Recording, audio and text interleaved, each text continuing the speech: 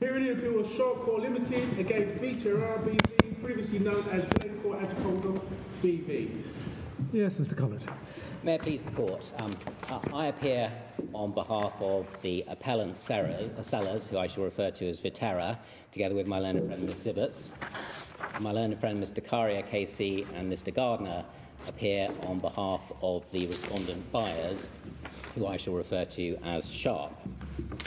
As the Court will be aware, each party now has an appeal against the order of the Court of Appeal. The issue raised by Viterra's appeal is whether Section 69 of the Arbitration Act permitted the Court of Appeal to modify the question of law for which permission had been given and answer it in the way that the Court did. The issue raised by Sharp's cross-appeal is essentially the meaning of the words in the gap to default clause, the actual or estimated value of the goods on the date of default. Yes. Now, if it helps you, I can tell you, A, we're very grateful for such succinct written submissions. And B, we have read them, of course, and we've been discussing the case amongst ourselves. So, as far as we're concerned, we're happy for you to go into the medias res. We don't need a lot of preliminaries. No, my lord, I was proposing to do that. There's one preliminary that I could take you to, or I could dispense with, which is just to very briefly show you the contracts. Yes, of course, that will be helpful. So the contracts themselves, I'm going to try and work from the electronic bundle.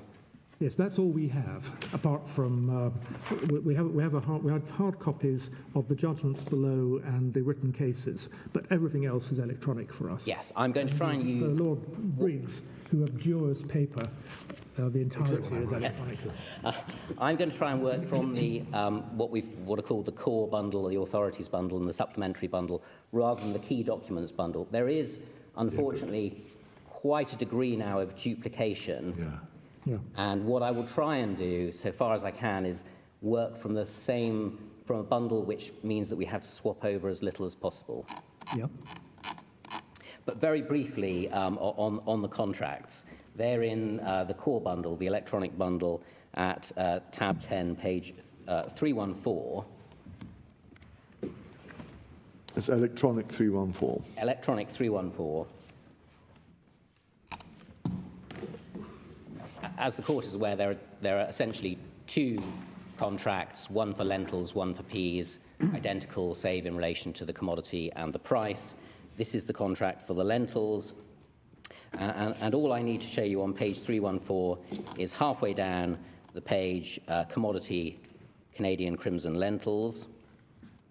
Then towards the bottom of the page, quality and analysis, just to notice that quality is final at shipment as per certificate.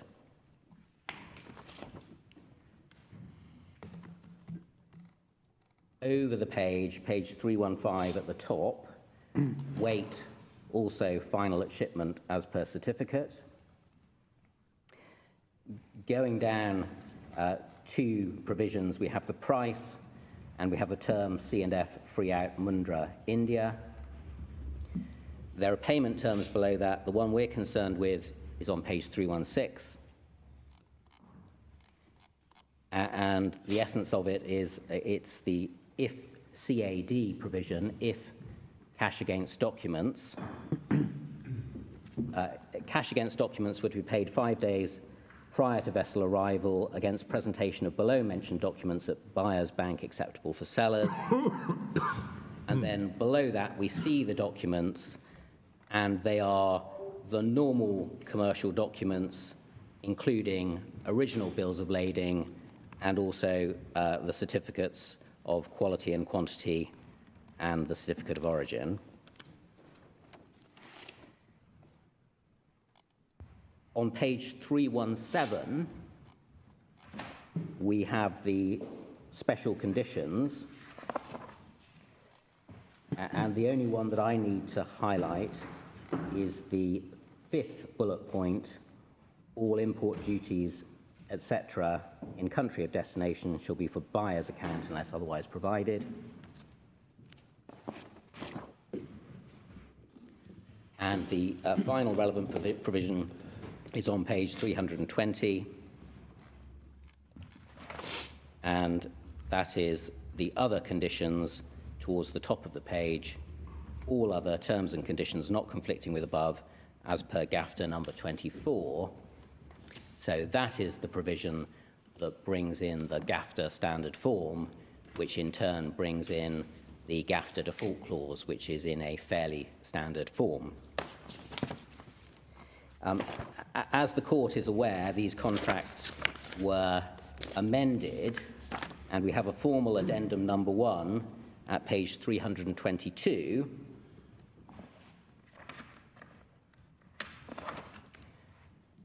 The essence of the addendum on page 322 is that the contractual price is going to be paid in 3 installments.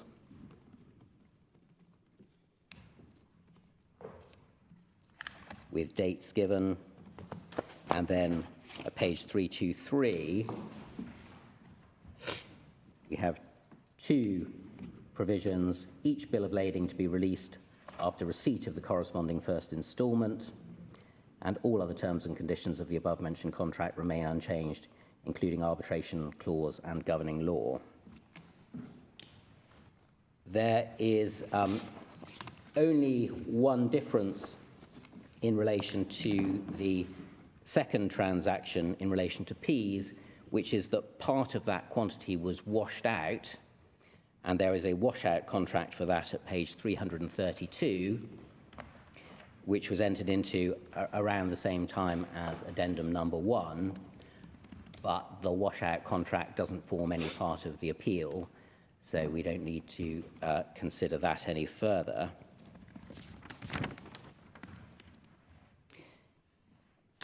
And the final contractual document, which is relevant, is in the preceding tab, electronic bundle, page 306.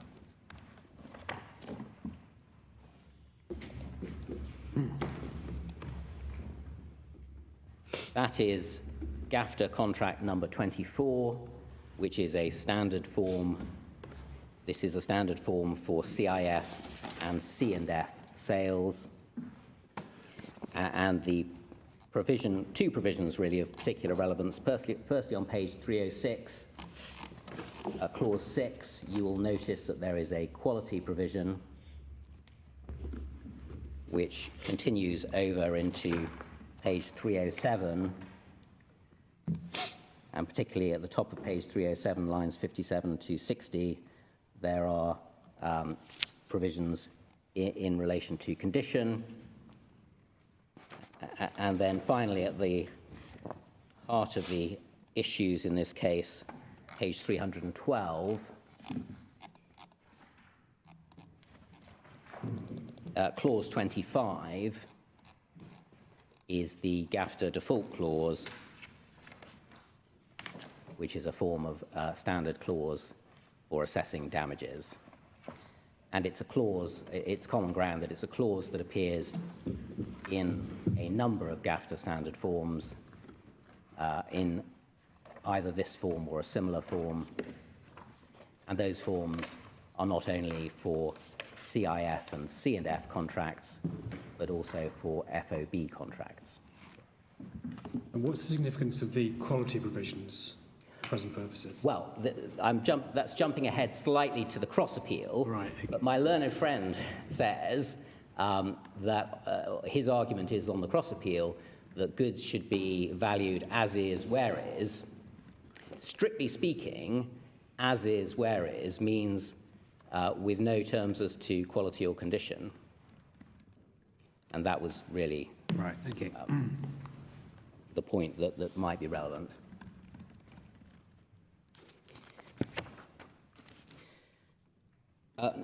Next, I proposed briefly to look at the terms of the 1996 Act, in section 69, to identify the provisions relevant to our appeal. And the best place to look at the 1996 Act is in the supplementary bundle. Now you're going to have to give me a minute to bring that up. Is this the appellant supplementary bundle?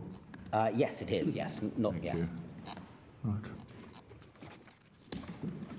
Yes. What page number? Starting with page 354.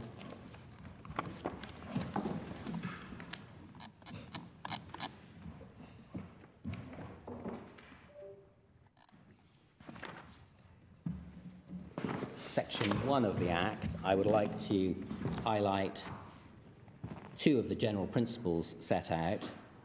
In subparagraph A, that the object of arbitration is to obtain the fair resolution of disputes by an impartial tribunal without unnecessary delay or expense.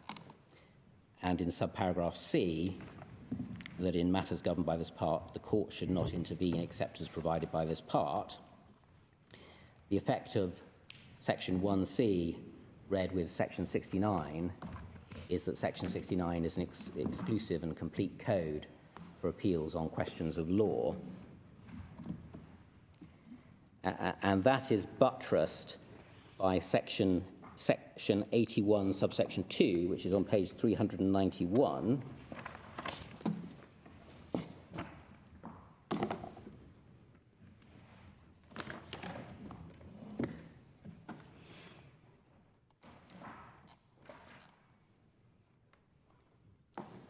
Section 81(2) provides that nothing in this Act shall be construed as reviving any jurisdiction of the court to set aside or remit an award on the ground of errors of fact or law on the face of the award. So in essence, this was continuing the exclusion of the prior jurisdiction to set aside awards on the grounds of error of law on the face of the award, which was excluded for the first time by the 1979 Arbitration Act. The key provision is section 69 at page 383.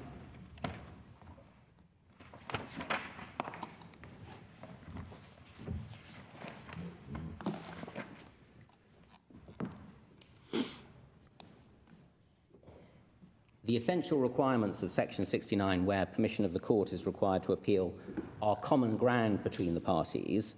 But I'd like to just show you where they come from.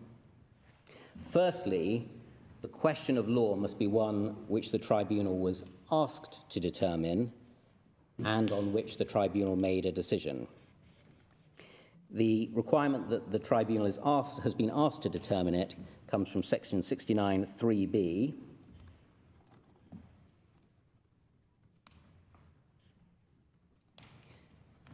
And the requirement that it must be one on which the tribunal made a decision comes from section 69(3)(c), in Little Roman 1 and 2, referring to the decision of the tribunal on the question.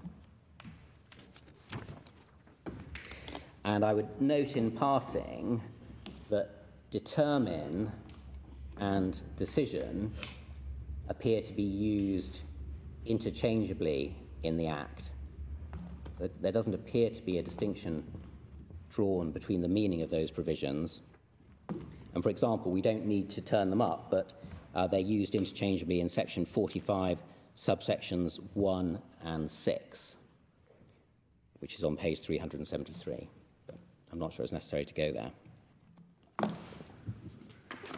The question must also be a question which has been identified on an application for permission to appeal and for which permission to appeal has been given. As to the requirement that it must have been identified on the application, see section 69(4), contains an express requirement to that effect. And the requirement for permission to appeal to have been given is at section 69(2)(b), with the leave of the court. At the permission to appeal stage, there are two merits thresholds in section 69(3)(c), depending on whether the question is one of general public importance or not. But both underline the fact that the task for the court on the appeal itself is to decide whether the decision of the tribunal on the question of law was wrong on the basis of the findings of fact in the award. So that's another important limitation. Turning then to page 384, section 69, subsection 8, there is a further restriction at the point at which permission to appeal is given by the first instance court to the Court of Appeal. And that is that no such appeal lies without the leave of the court, which shall not be given unless the court considers that the question is one of general importance or is one for which some other special reason should be considered by the Court of Appeal. And there, the leave of the court refers to the leave of the first instance court, and that follows from the definition of court in section 105 of the Act. I don't understand that to be controversial, as it's been decided in several cases. Never understood how that can really be justified, left entirely to the judge who's decided the case to decide whether there should be an appeal from it, and nobody else is allowed to consider that. There we are. Yes. Well, the underlying policy may be the policy stated in section 1C, 1A, the need for to avoid unnecessary delay and expense. Well, I know, but it doesn't take very long for the Court of Appeal to decide whether to grant leave or not. Yes. In any event, anyway, that's how it is. That's how it is, both as a matter of construction of the Act and as a matter of authority. Anyway, in this case, the judge, as it happens, did grant leave, so here we are today. Well, yes. Then there is a question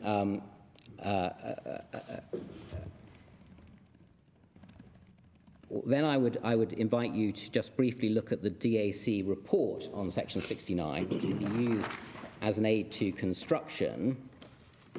That report is in the authorities bundle, the electronic bundle, at tab 42, page 1145. Page 1145. Thank you.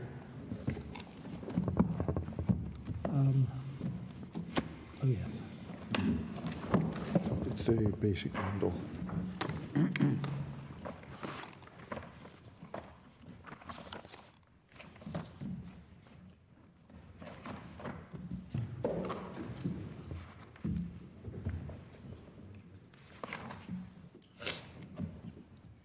The point that I wanted to highlight on page 1145 is para 286, little Roman 2, where one of the important restrictions that the DAC proposed to introduce was that the point of law must be one that was raised before the tribunal.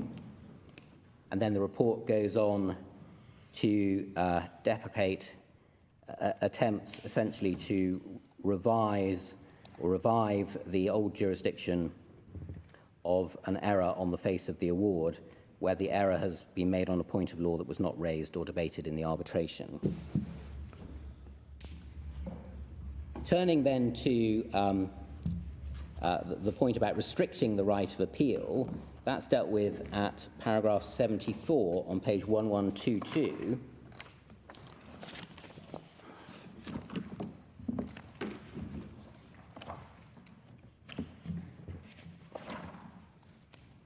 It 1122, little Roman 3, is in the context of section 12 of the Act, which is the provision dealing with extension of time, but it's a general observation that generally appeal from a decision of the court should be subject to the leave of the court, and that in the absence of some important question of principle, leave should not generally be granted. We take the same view in respect of the other cases in the bill where we propose that an appeal requires the leave of the court. So that's the general policy.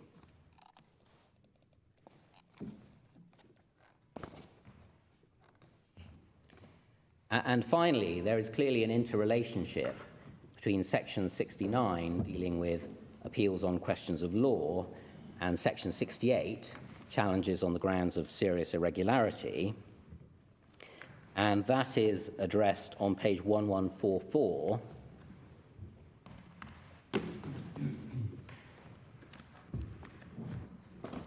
In particular, paras 281 and 282.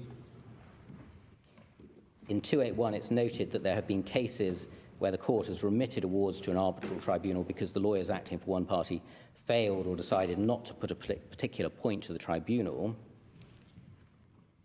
And in 282, it's noted that responses were critical of such decisions and the DAC agreed. In other words, the policy is that it shouldn't be possible to raise questions of law which weren't raised in the arbitration under Section 68. So at a high level, the relationship between Section 68 and Section 69, I would suggest, is as follows. If the tribunal was asked to determine a question of law and its decision required it to do so, but it failed to do so, that would fall within Section 68(2)(d), a failure by the tribunal to deal with all the issues that were put to it. And if the tribunal decides a question that was not put, or departs from a position on a question of law agreed between the parties, that would fall within Section 68(2)(a), a failure by the tribunal to comply with its general duty under Section 33, i.e. the duty of fairness.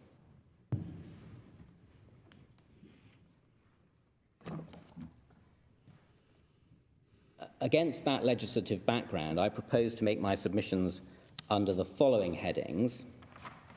Firstly, what was the question of law which the Appeal Board was asked to determine and on which it made a decision? Secondly, what was the question of law for which permission to appeal was given? Thirdly, what were the questions of law which the Court of Appeal decided? Fourthly, could the Court of Appeal have decided whether the contracts had ceased to be CNF without changing the question of law? It's a bit quick. Yes. Sorry. The third one, Yes. what was the question of law which the Court of Appeal decided? What were the questions of law? Which Court of Appeal decided? What's the fourth then? The fourth, could the Court of Appeal have decided whether the contracts had ceased to be CNF without changing the question of law?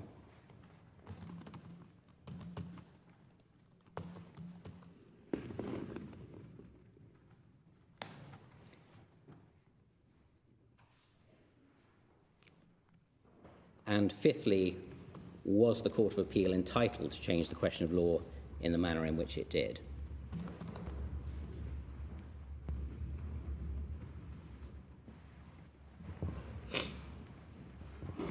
So starting then with identifying the question of law which the Board was asked to determine,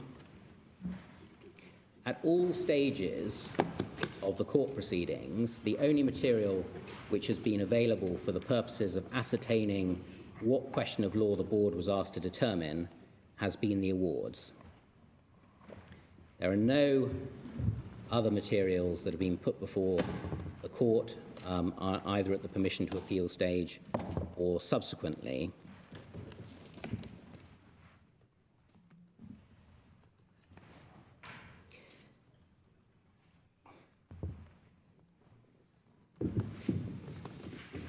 Turning then to the awards, we can take that in the core bundle, electronic bundle,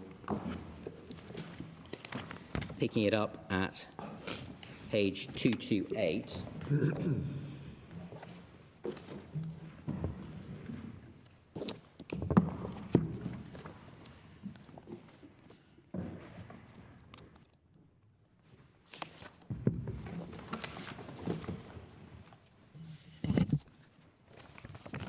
This is the lentils. This will be the Lentils Award.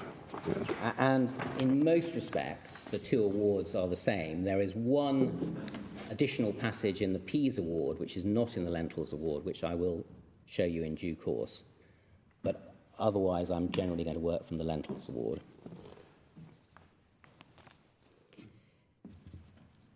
Sharp's case on the assessment of Viterra's damages was that Viterra had suffered no loss or less loss in relation to the lentils because it could have mitigated by reselling the goods in India. And we see that that's the case from paras 4.6 to 4.8 on page 228, going on to page 229.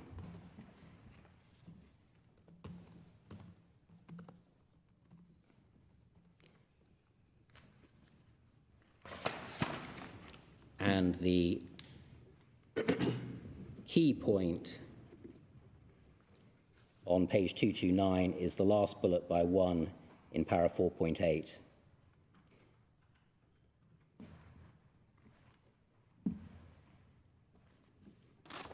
Sorry, which page are you on? Page 229. 229.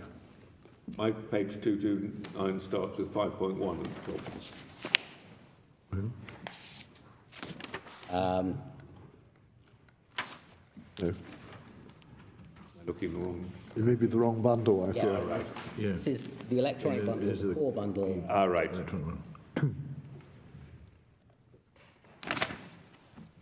Yes, and you're looking at the second last bullet point. Yes, But the contract price was $600, wasn't it? yes. So if the default date was 2nd of February, how do you get to no loss on? In relation to, let me just, They were saying 21st December and the price was higher, is that right? yes, essentially, their evidence, in relation to the lentils, they can't get to no loss. It's in relation No. to the peas that they get to no loss. No, I mean, if you look at the last bullet point, the figures quoted don't support no loss. No, but Whatever the date is. yes, but in relation to the peas, they had an argument of no Yes. loss, which is at para 4.9, page 282.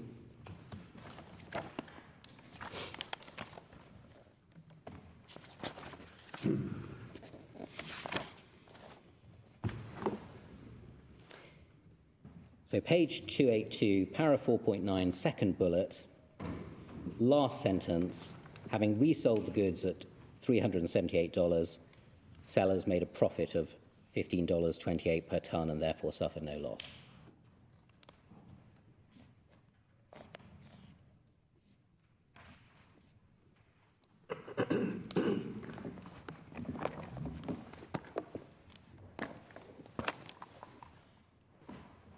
Can you remind me, to whom were the peas sold in India?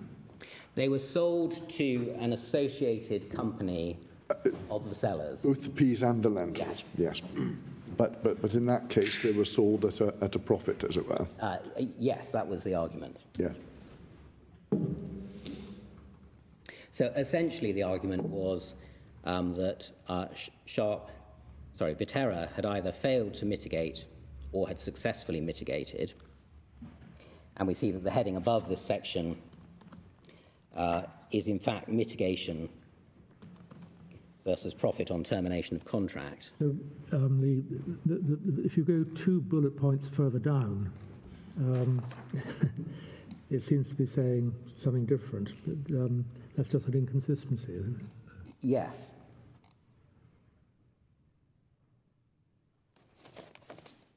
Well, doesn't that one take on board the point that the actual resale wasn't to an independent party? Well, that was the issue, or the reason why that price was discounted. Well, they put both points in play Yes. anyway. Yes. They're running both, I think, yes. Yeah. Right, so the argument is they could have got an even higher price if they'd sold it to Yeah. Exactly. Yes. Yeah. Yes. Yes, because the next bullet point, I think, refers to their evidence of the market price of smaller, less bulky sales. Is that right? Yes. So essentially, then they're making 2 points. You did resell, and we should at least get the benefit of that. But in fact, you could have resold on even more favourable terms and got an even higher return, and therefore we should have the benefit of that on the basis that that was the available mitigation, and that should be taken into account. Yeah. Viterra's case, on the other hand, was that it was entitled to claim damages pursuant to the GAFTA default clause by reference to the market price of goods of the contract description on the date of default, the contract description being C&F, FO, Mundra. And here there's a fuller summary of the argument in the Pease Award. And so if I could ask you to look at the Pease Award at page 284. The discussion of damages, really we can pick it up at 5.5.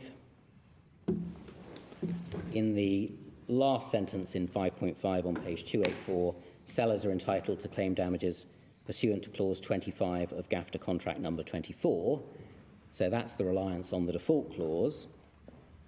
Then 5.7, at the foot of the page, the evidence that's relied upon by Viterra, and that's evidence of the market price of the goods of the contract description. Then over the page, 5.8 to 5.9, there are two paragraphs which I would invite you to read.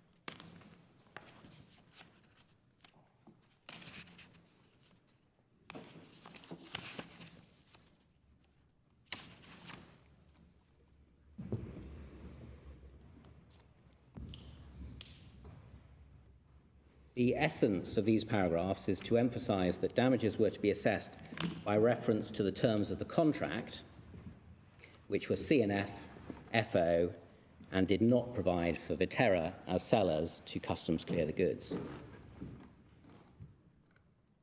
And that is then picked up in 5.10, third bullet, bottom of page 285, which makes the point that the goods under the contract were sold on the international market on a C&F FO Mundra non-customs cleared basis, and therefore top of 286, price information obtained on the domestic market for customs cleared goods are irrelevant.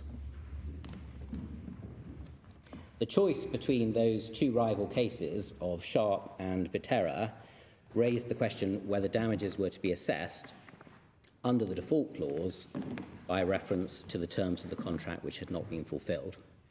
So that, I say, is the question of law which the board was asked to determine. And then as to the question that it did actually decide, we can go back to the Lentils Award at page 244,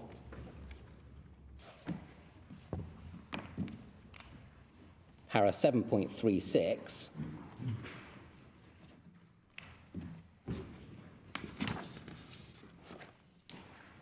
and it's essentially the last 5 lines on page 244 of para 7.36.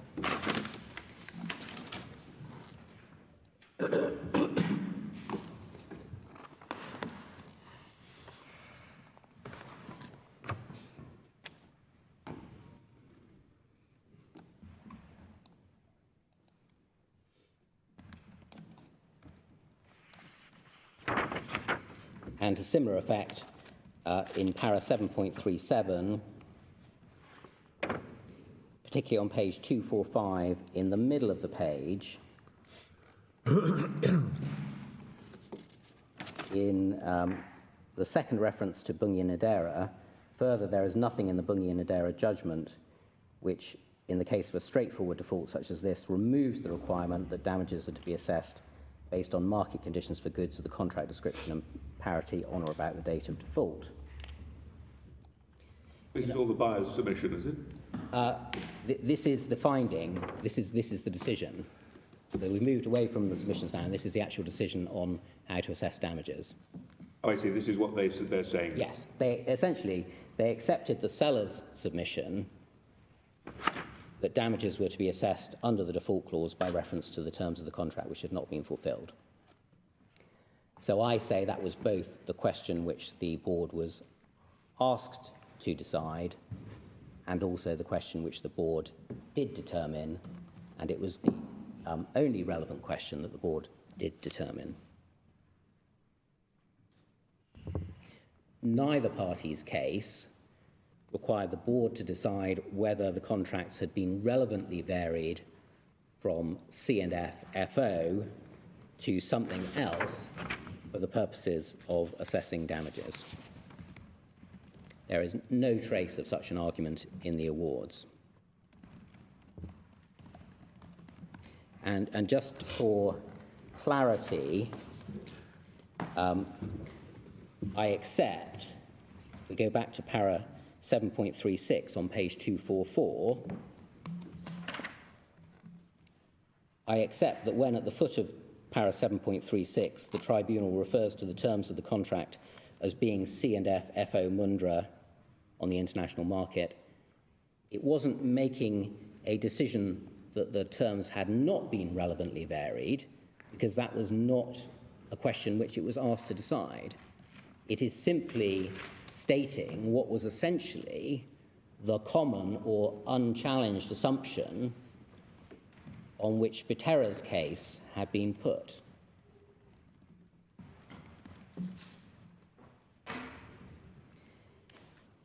Sharp makes two responsive submissions, neither of which, I say, is an answer. First, it says that the board understood that it had to choose between assessing damages by reference either to an ex-warehouse Mundra price or the C&F FO Mundra price, but that choice did not require the board to decide any question about whether the contract had been relevantly varied for the purposes of assessing damages. Sharp's ex-warehouse price was put forward without reference to the terms of the contract on the basis that it represented available mitigation. The second point that Sharp makes is that it says that the terms of the contract following the LOI, what's been called the letter of indemnity, and addendum number 1, were in issue in the arbitration. Now, we accept that they were an issue in the arbitration, but they were an issue for purposes other than the assessment of damages. And the only passage which deals with them relevantly to any decision in the case is para 7.22 to 7.25 of the award on page 241. And I would invite you briefly to reread those paragraphs just to see what is said. So which paragraph? Para 7.22 to 7.23 and then 7.25. So it was about waiver? Or... Yes, it was about waiver of the rights, essentially, nothing to do with damages. And so the fact that the tribunal had to consider that issue didn't mean that the tribunal was asked to determine whether the contracts had been relevantly varied in relation to damages.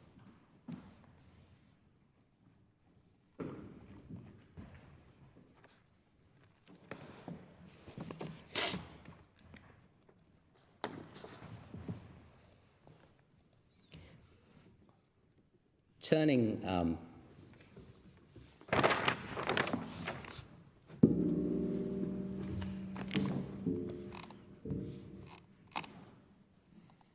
then to the law, my first submission is that the relevant words of section 69, the question is one which the tribunal was asked to determine, are clear words and do not really require any gloss. It's a straightforward question which is capable of being answered without any further elaboration. But if a gloss is or a contextual explanation is required, then I would suggest that the best explanation is that given by Mr. Justice Lewison in the Safeway Stores case, which we have in the electronic bundle, the authorities bundle, at tab J35. Page 1072. Well, the case begins at page 1072, but the statement of principle is at page 1075 in paragraph 8. The context in which this is being said may not matter much, but it was a dispute about valuation of a rental under a lease, where the lease can contain certain restrictions, but the statement of principle in paragraph 8 is of general application. The tribunal must have been asked to determine the question, but I do not think that the question needs to have been raised with the precision of a construction summons. All that is needed, in my judgment, is that the point was fairly and squarely before the arbitrator, whether or not it was actually articulated as a question of law.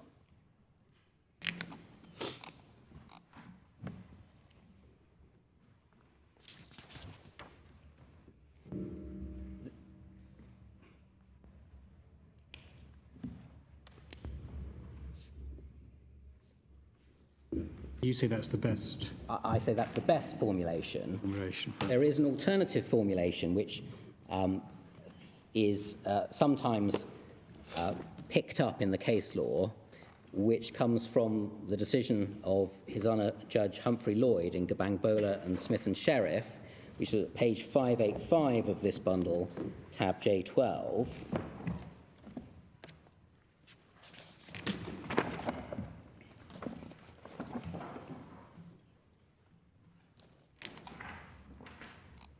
And the relevant passage is at page 594.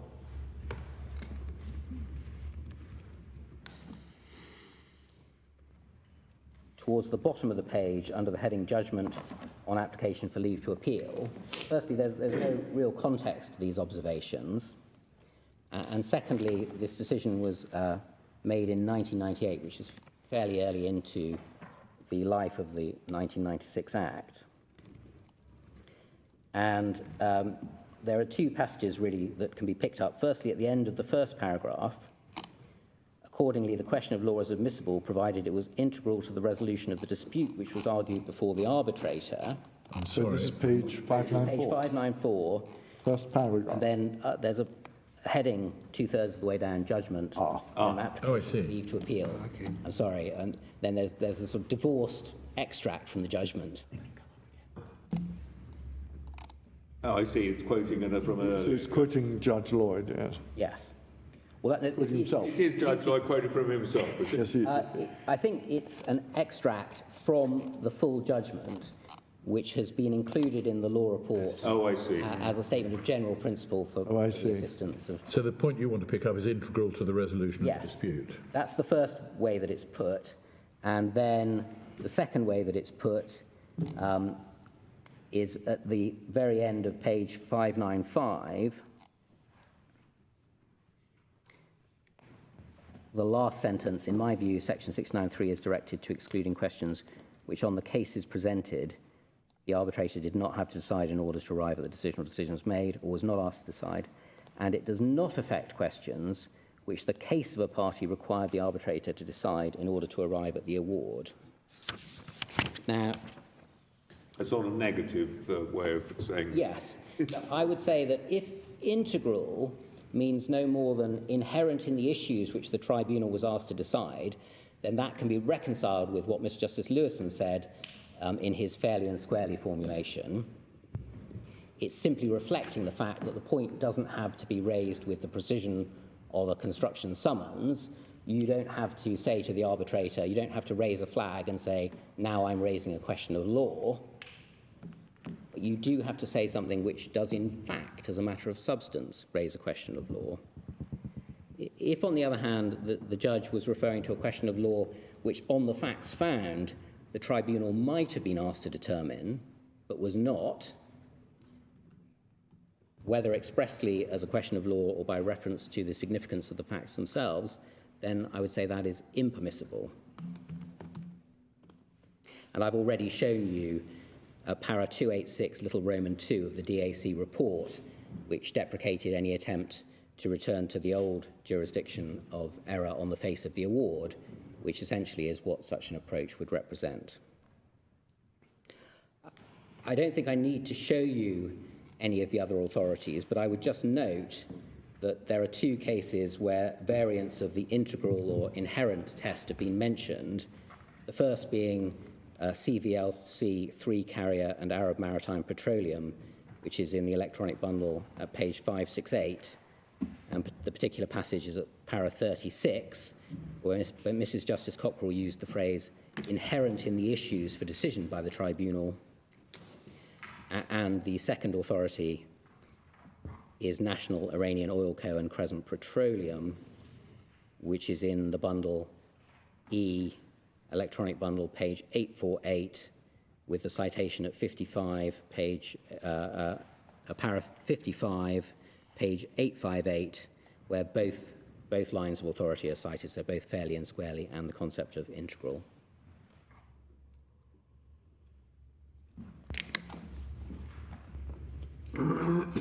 Is there any relevant commentary on this, the appropriate test? Sorry, is there any Any comment? relevant commentary? Well, the only relevant, perhaps relevant commentary is the passage in Flannery and Merkin, which I haven't been proposing to show you, but it's at page 1100 of this bundle.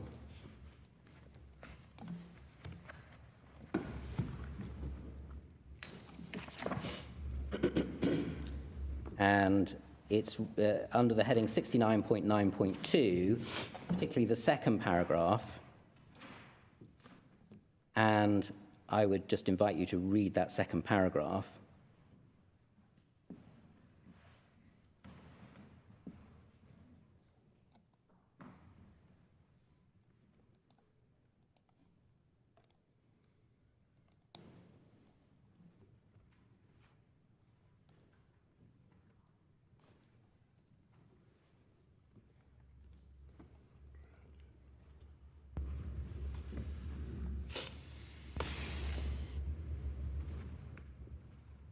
There are essentially 2 points there. Firstly, the learned authors suggest that the test should be whether the issues were generally in play, and they say towards the end of the paragraph, it shouldn't be a problem if it's a struggle to identify precisely how the question was put to the tribunal or precisely what question the tribunal was asked to determine. In my submission, that's going a little too far. The language of in play is too loose because it suggests it's redolent of the language of in the arena, which is too wide, and struggling to identify precisely how the question was put to the tribunal.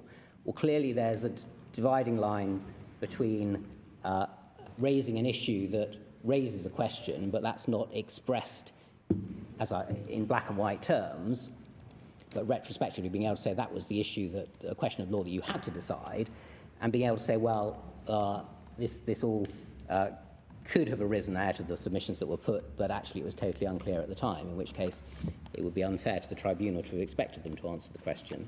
Yes, I mean, in play doesn't stand alone. That's A in that paragraph. Yes. B is its resolution is material to the outcome. So if you take the two together, it's pretty close to integral, isn't it? Yes, it is. I mean, my suspicion is that the learned authors are more in favour of an expansive than a restrictive approach. But again, all of these tests, it rather depends how you read them, which comes back to my overarching point that perhaps you don't really need a gloss at all, because there's a simple test in the Act, which you can apply. Yes. I mean, that could have used any of those phrases, but it actually used the phrase it used. Yes, quite.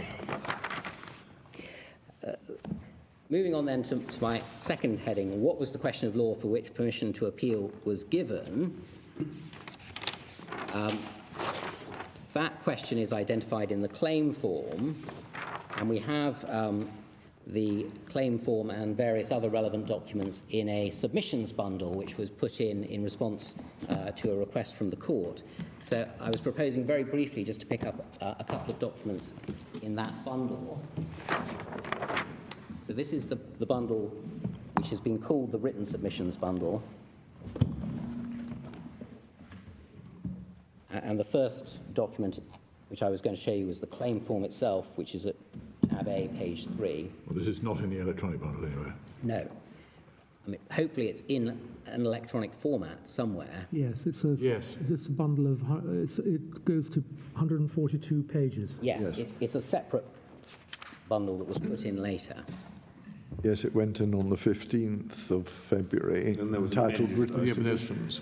Are you using the 16th of February or the 15th of February? Well, Vote? there's two of them, Well, yeah. it doesn't matter. It probably doesn't matter for these purposes. Okay, I good. suspect, I think there's another 6 pages were added. yes, Right. Oh, that's right, yeah. at the end, yes.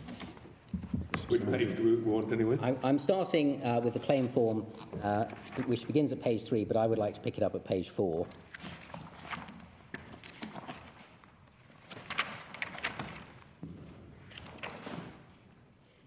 That's where the question is identified as question 1. There was also a question 2, for which permission was not given. So the question is set out in the form which will no doubt be familiar by now. And then towards the foot of the page, there is the assertion that the 3 other requirements for leave to be granted under Section 69 are also met. And the second of those is that the questions were one which the tribunal was asked to determine. I would also note that this claim form doesn't actually state the grounds for challenging the award, which it should have done. But the grounds are expanded upon in the skeleton, and we can look at that briefly at page 18. You accept that question they were asked to determine? Yes, I do, yes. And the question is, or the issue is, what was inherent in that question? Firstly, the way that Sharp put it in their skeleton at paragraph 16,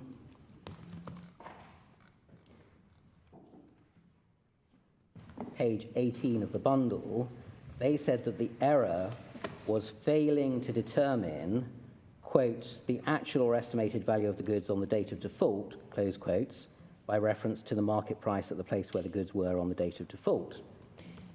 In other words, they were treating the question as a question of the proper construction of subclause C of the GAFTA default clause, the quoted words being the relevant words in the clause. And then as to how they characterized the question of law, if you could go back to paragraph 14, sorry, page 14, paragraph 1.1. Page? Page 14. Yes. Well, that's the same as in the claim form, isn't it? It is, but then what's significant is that they put footnotes relating to the specific facts. So in my submission, the question is posed as a general question, and then the footnotes are references to the specifics of the port, the nature of the default, and the discharge port, but they're not essential to the question, because if they were, they would have been put in the claim form rather than being footnoted in the skeleton. So these were simply by way of background or colour. In any event, they don't actually add anything. Well, they may if there isn't a universal answer to the question. Yes. Yes. And then, as to how we understood the question, in our responsive skeleton, at page 30 in the next tab, para 21 on page 30,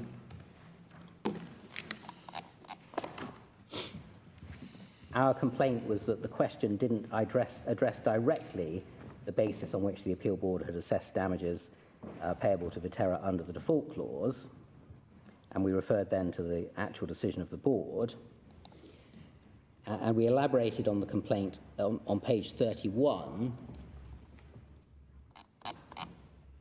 at para 27.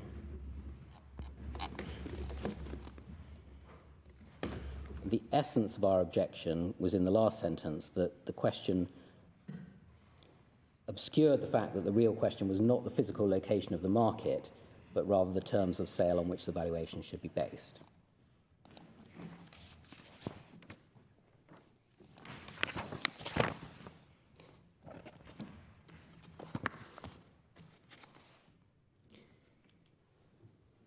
Sharp's response to that was on pages 38 to 39 in their responsive skeleton, in paragraphs 1 to 3.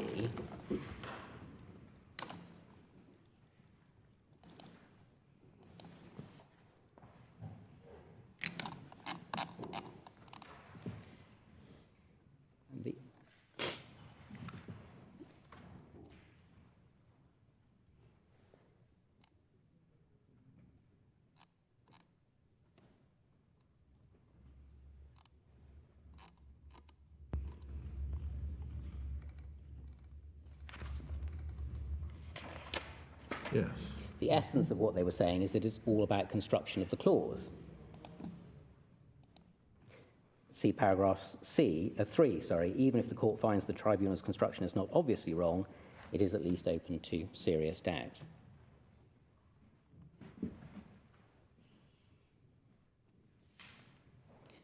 Well, construction of the clause based on the facts of the case as found. Well, there may have been an assumption in their argument that they could rely on the facts, but their general proposition was that in all circumstances, the clause required the tribunal to value the goods where they were, see para 1. In a case of non-acceptance of goods such as the present, the goods naturally refers to the particular goods that the buyer failed to accept. So it was a general proposition, although they did try to tie it into the facts of the case. Well, I mean, the next sentence ties it into the facts of the case. Yes, but that is not essential to the argument about the error. Well, I really don't see how they could have put the matter before the court without putting the facts of the case as well. Because, I mean, the essence of their case was that at the time when the default occurred, and they were left, the seller was left with the goods custom clear in Mundra. One was looking at a very different situation from a circumstance where a default had occurred at the port of shipment, for example. Yeah. That was the underlying rationale for their complaint or their reason for being aggrieved, but it wasn't built into the question of law. Well, I wonder about that. Yeah, and they're making the point that Clause C refers to the goods, i.e. the specific goods, not similar goods of the same description. Yes, but that's an argument about essentially about the construction of the clause, and it doesn't depend on the particular facts.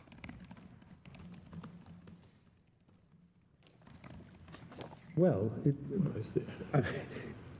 if the argument's correct, it means you are directed to the value of these actual goods on the facts. Yes. Rather than the value of the commodity as traded on the international market. Quite, yes. But the question of law is asking the question about the construction of the default clause and whether that is the right construction or not. But it's the construction and application of the default clause to the facts. Well, the construction, courts are often saying that construction in the pure abstract is usually unhelpful, and it's better to look at it in context and by reference to some facts. yes, but here what they're saying is, and you can test whether we're right by looking at the facts of this case, and we say that the outcome is wrong, but their general question is a question of construction, and it's a question of construction of subclause C, and not anything else in the contracts. Yes, I think that's fair. Yeah. Yeah.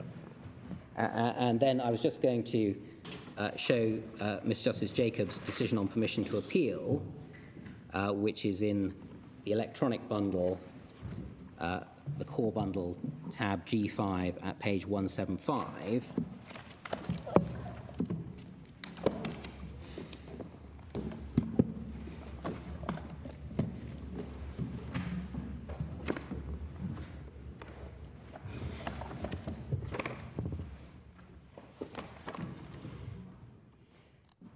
So page 175, if I could just invite you to reread para 8.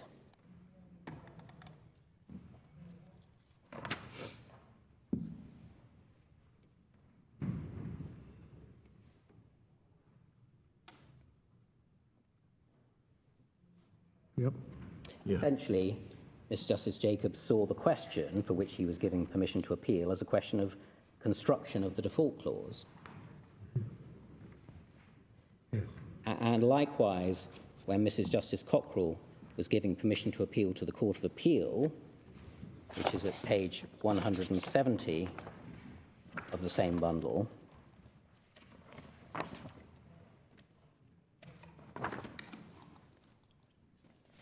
page 170, and essentially it's the second paragraph of the brief reasons for permission to appeal.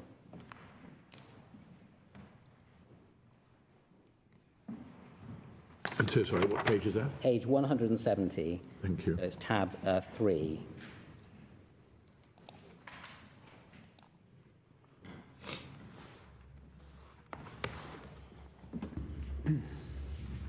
One 117. 170. Oh, I'm sorry, I misheard you. Yeah.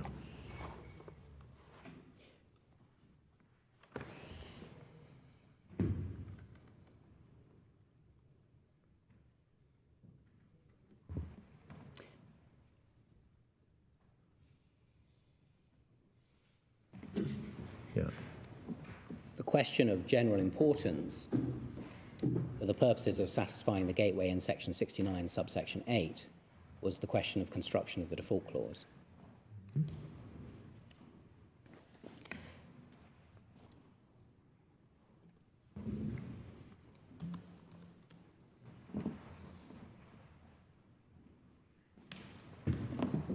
Turning then to my third heading, what were the questions of law which the Court of Appeal decided?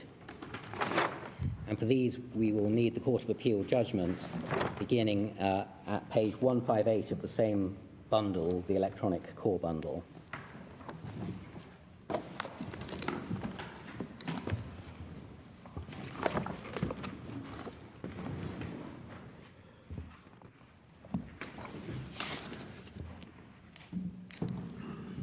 The Court of Appeal, page 158, and I'm going to start with the passage at the top of page 158, partway through paragraph 52.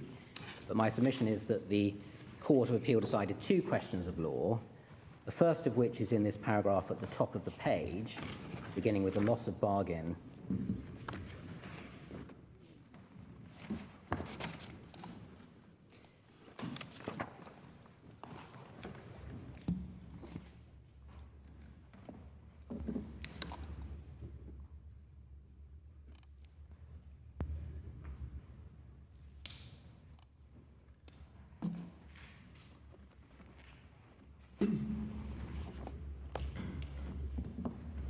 And that is the decision about the correct construction of the relevant words in subclause C of the default clause. And we can see that because that, if we go back to page 156, this is all under the heading above para 48, construction of paragraph C of the default clause.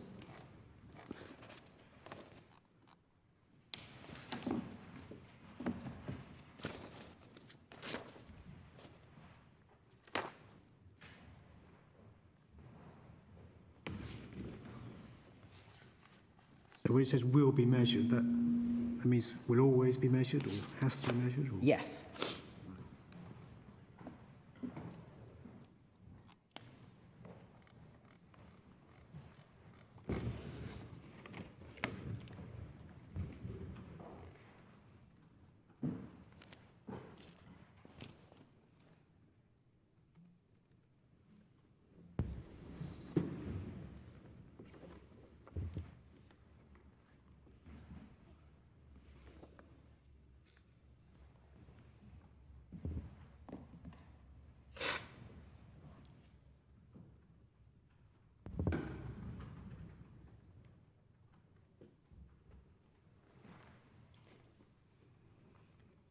Yeah, and perhaps paragraph 51, the second half is quite interesting to see. Yes.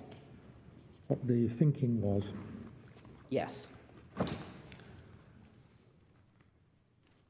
Having accepted your argument on construction, they then did, yes. had to try and get out of that by finding some further facts. That's one. Get out of the way, they That's tied one- themselves one in a way of putting it. straitjacket by accepting that construction of the clause. Anyway, that was the first question, and essentially that's the point in the judgment where the judge, Lord Justice Popplewell, nails his colours to the mast on construction, to which the other judges agreed. And then the second question is at paras 71 to 72 on page 164.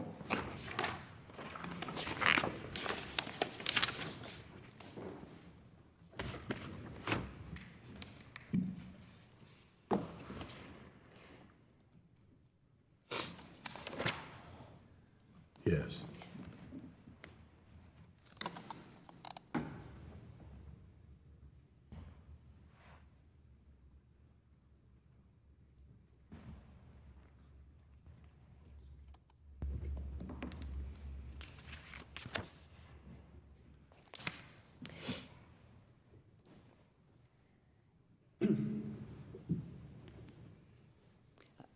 And the essence of the decision there is that on the date of default, the contracts had ceased to be C and F contracts. They had become contracts for the sale of specific goods, ex-warehouse Mundra, with risk having passed on shipment and on the instalment payment terms set out in the addenda.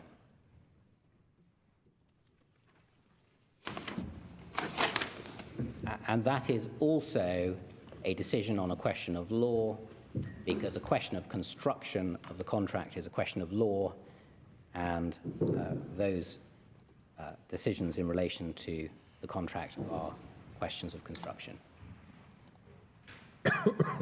They may be, but they weren't questions that the arbitrator was asked, were they? No, quite. That's the essence of my appeal. Well, I mean, you say it wasn't only a different question of construction, but a question of construction based on other facts. Yes. That's how they went on to answer it. Yes, quite. Yeah. And my learned junior is going to deal with the facts. But yes, what I would emphasise in para 71, in the first line at the top of page 164, is that the paragraph begins, at the date of default, therefore, the contract had ceased to be C and F. And if one asks, what is the therefore a reference to? It's a reference back to paragraph 70 at the foot of page 163, which is the factual finding, or at least mixed finding, that the bills of lading ceased to be documents of title. Well, that might have been a conclusion of law, but it was based on a finding of facts about what the letter of indemnity said. Yes, quite. I mean, whether bills of lading are accomplished might be a question of law, but the only reason it can be said that they're accomplished is because there has been delivery against presentation of the bills, and that is a factual question, and the short point is that that is not a factual question that the tribunal was asked to decide or did decide.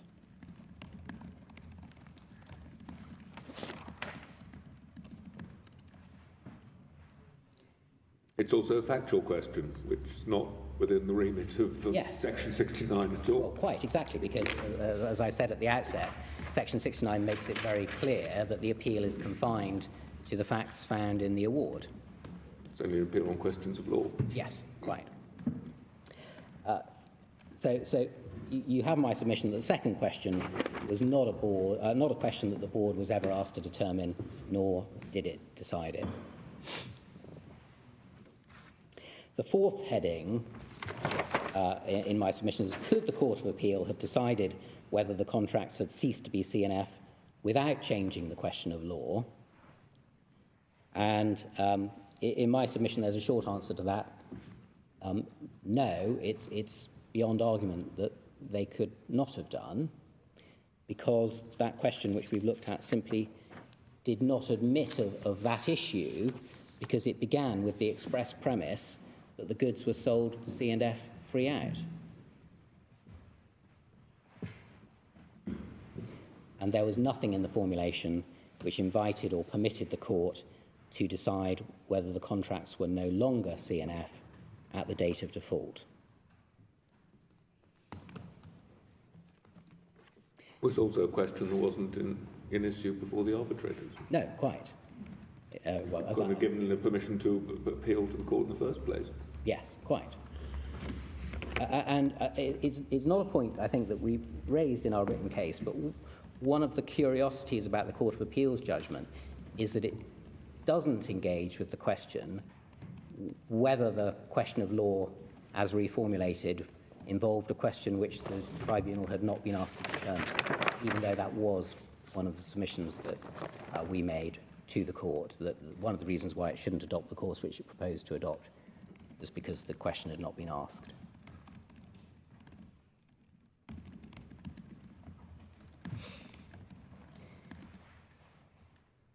That brings me on to my fifth heading. Was the Court of Appeal entitled to change the question of law in the manner in which it did? The way in which the court changed the question of law can be seen from page 166, if you still have the core bundle, the electronic bundle open, page 166, para 82.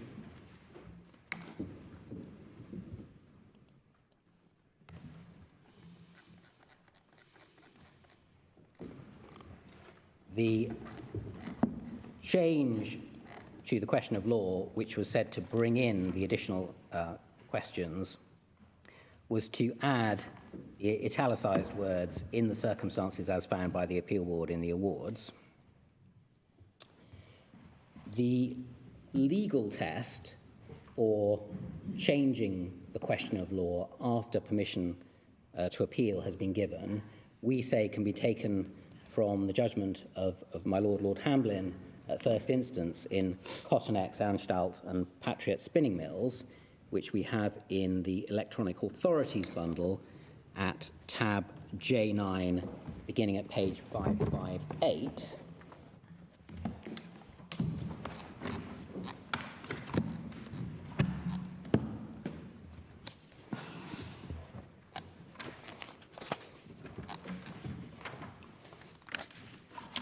And the statement of principle is on page 562 at para 20.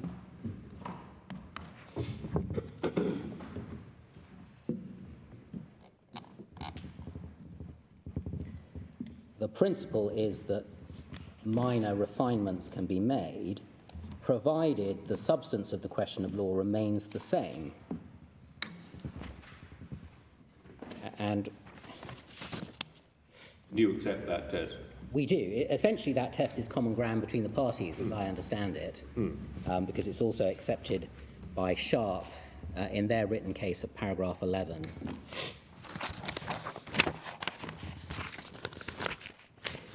But perhaps one can... And do you say there's anything wrong with the amendment the Court of Appeal made in itself?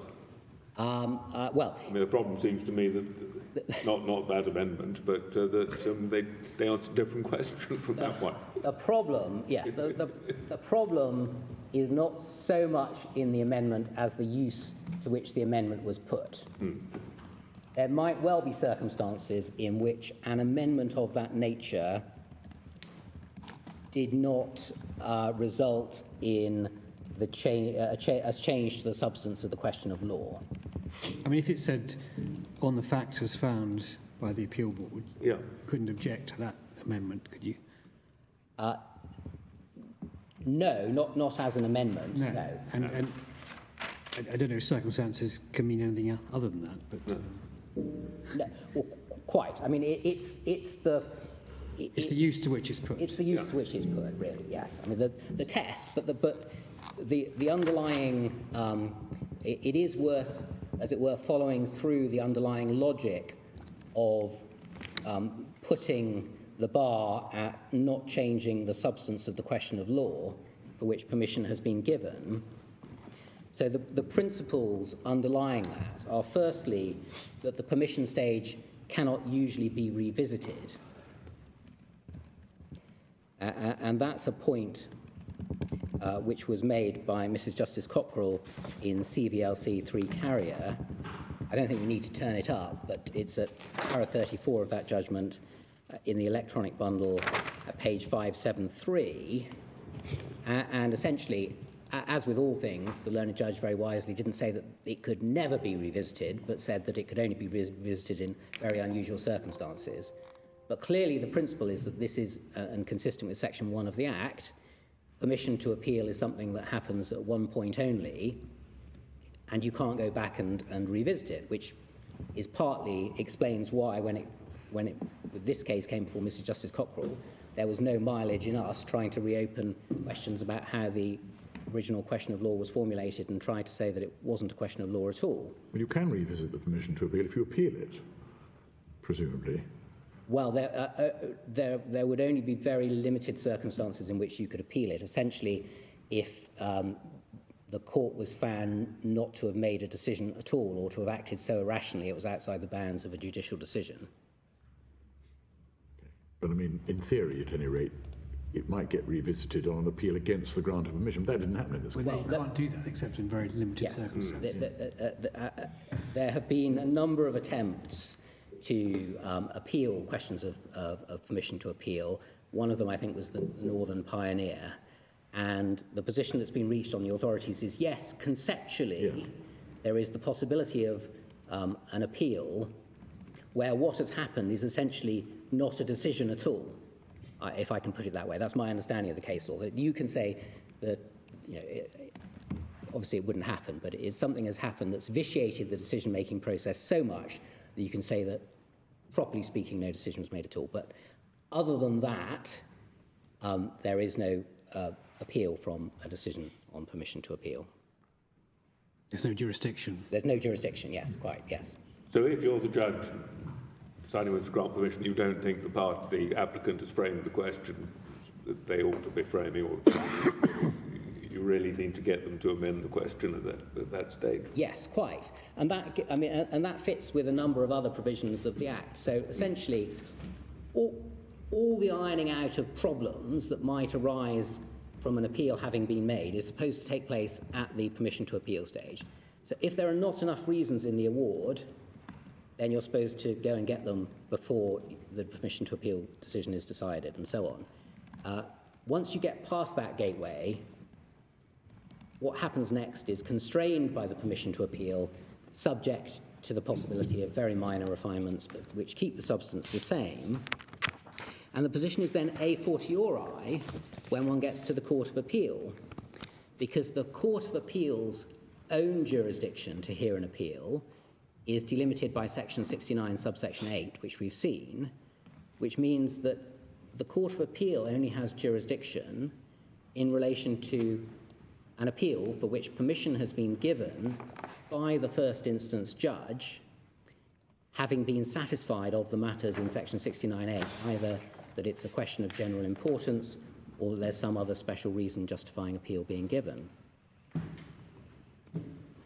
And it follows, therefore, that whilst the first instance court might, in theory, be able to extend the time for giving permission to appeal and amend the application for permission to appeal so as to change the substance of the question, that would theoretically be within the first instance court's power.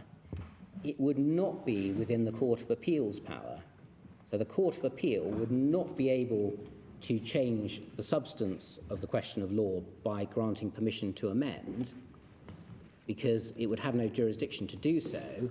The only appeal that it could deal with would be the one for which permission had been given by the first instance judge under section 69.8.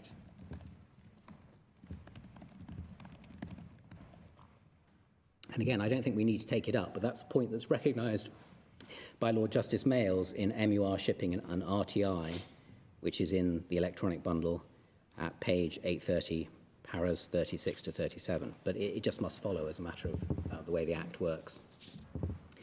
And all of this, as I've also sought to emphasise, is consistent with the overriding principles in Section 1 of the 1996 Act, namely of avoiding unnecessary delay or expense and minimising court intervention in the arbitral process.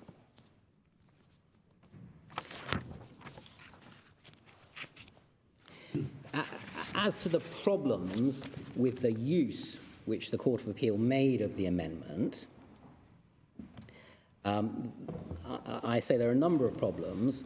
Firstly, the question whether the contracts had ceased to be C&F free out was an inherently one-off question which could never have met the Section 69 subsection 8 threshold of permission to appeal to the Court of Appeal, namely a question of general importance.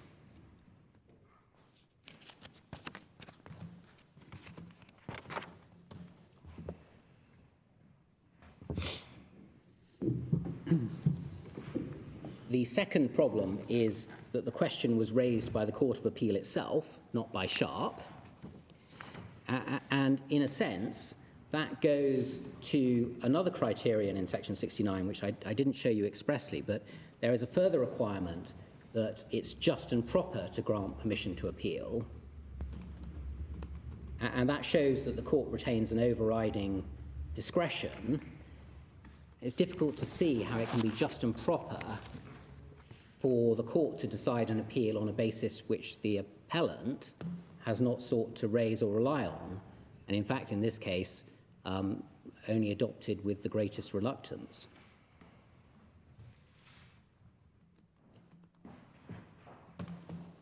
The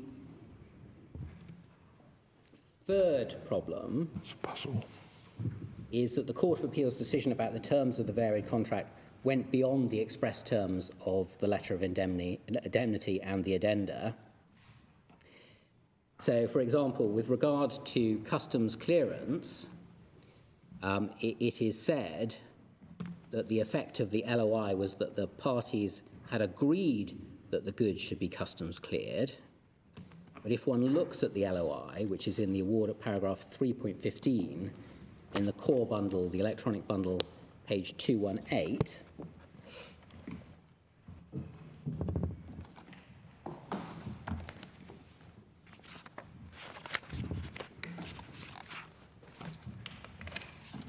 I know it's called a letter of indemnity Yes. for short, but why is it a letter of indemnity? That is a puzzle which I'm afraid I'm not entirely able to answer. It's an inapt and confusing term to use, particularly when we're very familiar with the concept of delivery letters of indemnity, which are given for delivery without presentation of bills of lading, and we're also very familiar with letters of indemnity that are given by way or in lieu of presentation of shipping documents on sale contracts where those documents are not available, such as under oil contracts. Those are two well-known types of letter of indemnity in international trade. This document seems to be a letter of indemnity only in as much as the buyers, Sharp, are promising not to take actual possession of the goods from the warehouse without certain other things being done. And in a sense, you might say, well, this didn't actually add very much to what the position would have been as a matter of law anyway, because if property in the goods remained with Viterra, then clearly it would have been a conversion for Sharp to have dealt with them in that way anyway. But that is the only sensible explanation I can give for why this is called a letter of indemnity. It's an additional undertaking not to do certain things which Sharp would not be entitled to do anyway, and if they did them, they would be in breach of the undertaking as well as...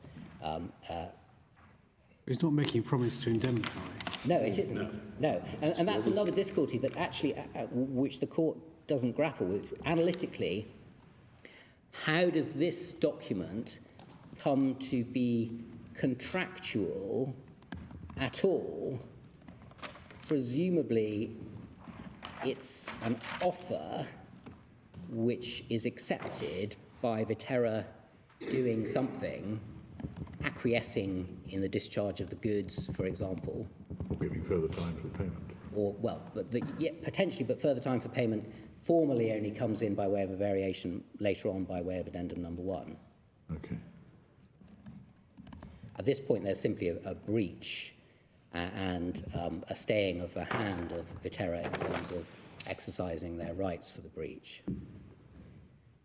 But I mean, there are many difficulties, many arguments could have been raised about the precise effect of this letter. But one point which is particularly problematic is to say that there is an agreement about customs clearance when what the second paragraph says is simply, since cargo will need to be customs cleared for shifting the cargo out of port due to space shortage inside the port, we hereby irrevocably and unconditionally confirm, etc. That's simply recording as a matter of practicality and fact that is what will happen to the goods if they are discharged, that they will have to be customs cleared because there's no room in the port. So they'll have to go to a warehouse outside the bonded area. But it's not a promise by either party to the other in relation to customs clearance. If Sharp had not customs cleared the goods after this letter was sent, because, for example, warehouse space became available within the bonded area, that would not have been a breach of this agreement or any other term, and so it is difficult to see how, without more, one can go simply from the terms of this LOI to asserting that there was a relevant agreement in relation to customs clearance that varied the original terms of the C&F contract, which I've shown you, which was that import duties were payable by the buyer.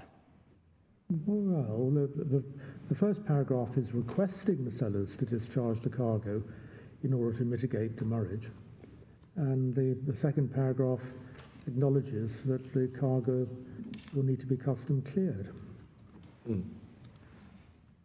So, well, I would have thought they were agreeing to the goods being custom cleared. Well, I suppose it depends what you mean by agreeing. If you mean consenting in the sense of that not being a violation of Viterra's remaining rights in the cargo, that may well be so. There is an acquiescence once they've been told that that's what's going to happen, and they allow discharge to go ahead. Yes, so they're inviting Viterra to do this. Well, that raises a further question. Who is doing what? Because Your Lordship has read, we request the sellers to discharge as meaning that the sellers, Viterra, are going to discharge. But another way of reading it is, we are making a request to the sellers that the cargo should be discharged, and it's in fact Sharp who are going to do the discharging. And we know that Sharp did in fact pay for the discharging, so that is actually a more logical reading. Yes. Anyway, a more fundamental point is none of this was an issue in the arbitration. Right, yes. So it's just a new point altogether, which you can't introduce in the Court of Appeal. Yes, quite. And so all of these points really just, I mean, I may be right, I may be wrong. It doesn't really matter. It's just that they weren't debated. But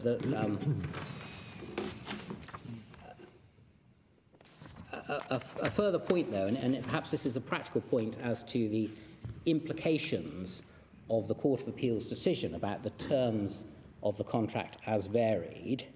The court found that the varied contract was ex-warehouse, which connotes a transfer of possession, a taking of delivery by Sharp from the warehouse, which in itself doesn't seem to be consonant with what actually happened.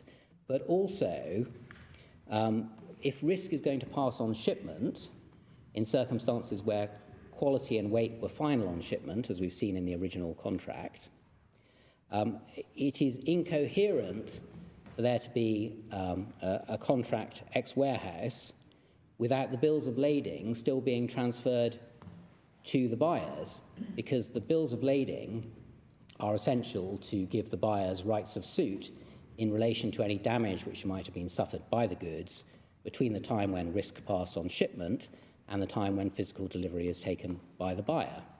So this contract, which has been proposed by the Court of Appeal, modelled on the highly unusual facts of the Ali Akmon, is in fact commercially a completely incoherent contract for which it is very difficult to see how a market proxy could be constructed in terms of assessment of damages, because there simply would not be, in the real world, a contract on the terms which the Court of Appeal has found, because it would be unworkable, or at least not a contract unless the bills of lading could be tendered, which raises even further problems. Well, they said that bills of lading cease to be document of title. They've got to consider its significance as a contract of carriage. Yes. In a case where risk has passed. Quite, yes, exactly. Well, the Court of Appeal focused on the possessory function of the bills, but didn't give any consideration to the important rights of suit that also passed by transfer of the bills under the Carriage of Goods by Sea Act 1992.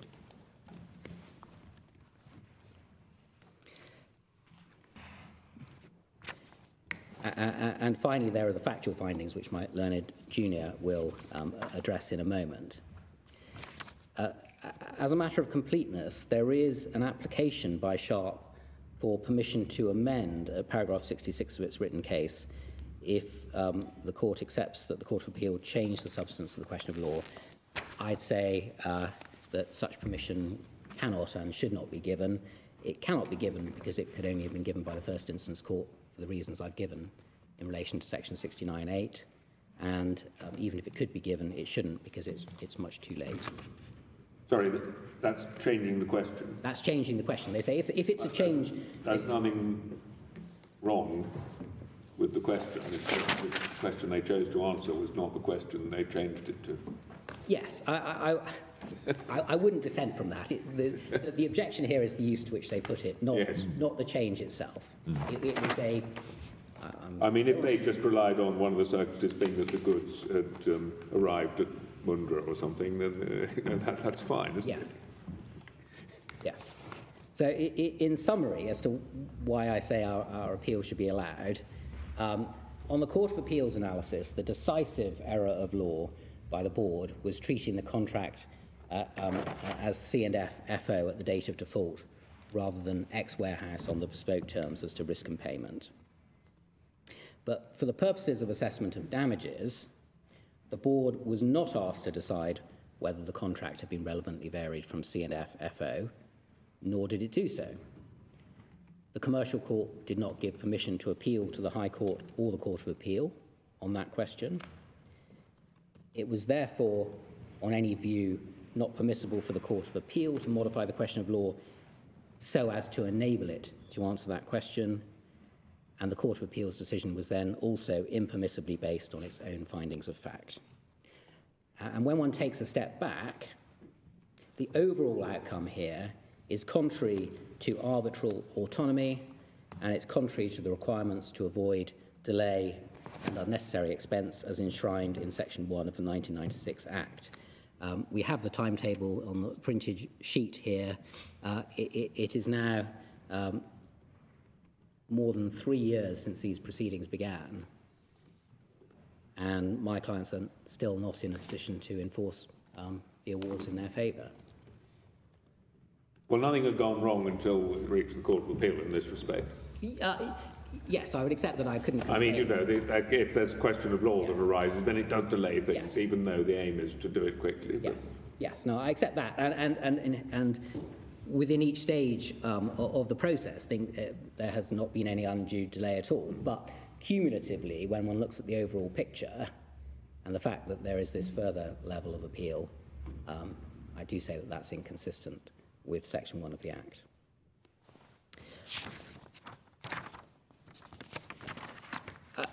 Is it part of your submission that where the board is either asked to determine or where the question identified on the application for leave to the judge is a binary question with a sort of yes or no answer, then the court and any appellate court can't, as it were, conclude that the answer lies somewhere between the extreme contentions of the parties? No, I wouldn't go that far, no. The question here was formulated in a binary form that wasn't even truly binary in the sense that they weren't the only theoretical they possibilities. weren't the only two possibilities, and they weren't even they weren't even in the same logical territory. And no, I mean, clearly there are many cases where the court says, well, the answer is neither yes nor no, it's somewhere in between. But provided you can identify the question of law, and it's one to which you can give a coherent answer, then the fact that the person drafting the claim form may have inadvisedly framed it in a binary manner doesn't prevent the court from answering the substance of the question. Thank you. Unless I can assist the court further, my learned junior will follow on the questions of fact. Yes, certainly.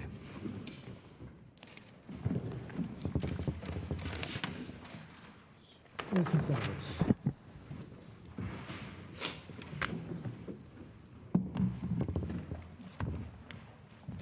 May it please the Court, I will be addressing Viterra's submission that the Court of Appeal made findings of fact on its own on which the tribunal made no findings. As my learned leader has referenced, it is a fundamental principle of an arbitration appeal that the arbitrators are the masters of the facts, and that any challenge under Section 69 must proceed on the basis of the findings of fact in the award. We say that the Court of Appeal wrongly made two findings of fact, and these can be found in Viterra's written case at electronic page 85, paragraph 35. These are at subparagraphs 1 and subparagraphs 2, and I'll be taking them in my oral submissions in the reverse order.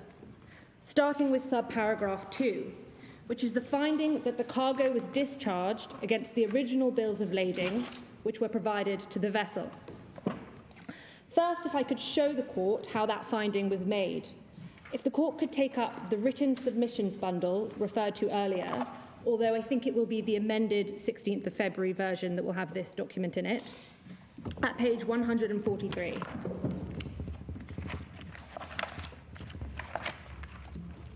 This document is an email sent by the court to the parties the day before the Court of Appeal hearing, where the court invited some written submissions on further topics. And the topic I would like to highlight for the court is at number 1, about a third of the way down the page. And the question asked was, what can be inferred from the material properly before the court as to what happened to the bills of lading at or after discharge? If the court could now please take up the judgment of the Court of Appeal itself at page 162 of the electronic bundle. At paragraph 56, we find this same... Hang on, we're moving from one bundle to another, so please. Yes, to the electronic bundle. Yes. Where hopefully we'll stay. Page? 162. Yes. Paragraph 66. We find question 1 from the email in the judgment here, and it records, the court invited submissions as to what could be inferred from the terms of the awards as to what happened to the original bills of lading on discharge. So it is clear from this and from the email that the court is seeking to make its own factual findings on the basis of inference. And this is different from, for example, inferring that the arbitrators themselves made a particular factual finding. If I could ask the court to then go to the next page in the electronic bundle, page 163, at the bottom of the page, so paragraph 70. If they've been considering that question, it wouldn't be objectionable if you're looking at what you could infer the arbitrators have actually decided without expressly saying so. Is that right? That wouldn't violate the principle of proceeding on the basis of findings of fact in the award. If you were to say that there is a finding of fact in the award, it was perhaps just implied. Paragraph 70, the bottom of page 163, here the court draws its inference, and it says, the obvious inference is that the bills of lading cease to be documents of title, becoming accomplished or exhausted upon delivery against them of the goods to the persons entitled to delivery. There are 2 points to make here. First, I'll deal with Sharp's argument that this is a legal and not a factual conclusion. Sharp say that the relevant link in the Court of Appeal's reasoning is that the bills of lading ceased to be documents of title. But this ignores what has come before in terms of the exercise that the court said it was going to engage in, and it also artificially breaks up paragraph 70. The court is not saying that the bills became exhausted in the abstract, but it is saying they became exhausted upon delivery against them of the goods. We say this is a factual finding that the goods were delivered against the bills. Second, the court says that this is the obvious inference to make. But that is not the test for inferring a fact from an arbitration award. We say the correct test is the one we have set out in our written case, which can be found at page 85 to 86 of the electronic bundle. Paragraph 37. Here we've included an extract from Lord Justice Stein's speech in the Balearis, and the relevant part that I'd like to read is over the page on page 86 of the electronic bundle. Here Lord Justice Stein says, "But it is contrary to well-established principle for the court to draw inferences from findings of fact in an award on the basis that it would be reasonable to do so. The only inference which a court might arguably be able to draw from an arbitrator's findings of fact are those which are truly beyond rational argument. It is, however, by no means clear that it is permissible, even in such a seemingly clear case, for a court to draw inferences of fact from the facts set out in an award." So we say the Court of Appeal did not apply the correct test. And if it had, it would not have been able to make the findings of fact that it did. If one asks, is it truly beyond rational argument that the original bills of lading were presented to the vessel at the point of discharge, we say that the answer is clearly no. And the reason the answer is clearly no is because there are a number of inconsistencies with the bills having been presented to the vessel and the terms of the awards themselves. If your lordship still have up page 86 of the electronic bundle, at paragraph 38 of our written case, subparagraphs 1 to 3, we highlight 3 parts of the award which would be inconsistent with this finding of fact. Your paragraph of your case, please. Paragraph 38. Of sections 1 to 3. Yes, I have it. Thank you. What I intend to do is not to expand on subparagraphs 1 and 2, although they are maintained, to take you to the relevant part of the award to make the case on subparagraph 3, and then to show you 2 additional parts of the award not mentioned here, which could be seen to be inconsistent with this finding of fact, which we say would then bring the total number of inconsistencies to 5. Starting then with the point at subparagraph 3, the third inconsistency. This is a without prejudice email sent by Viterra to Sharp after the contract had ended, offering to revive it on certain terms. You can find this in the award at page 224 of the electronic bundle, at paragraph 3.32, and then carrying on over the page to page 225.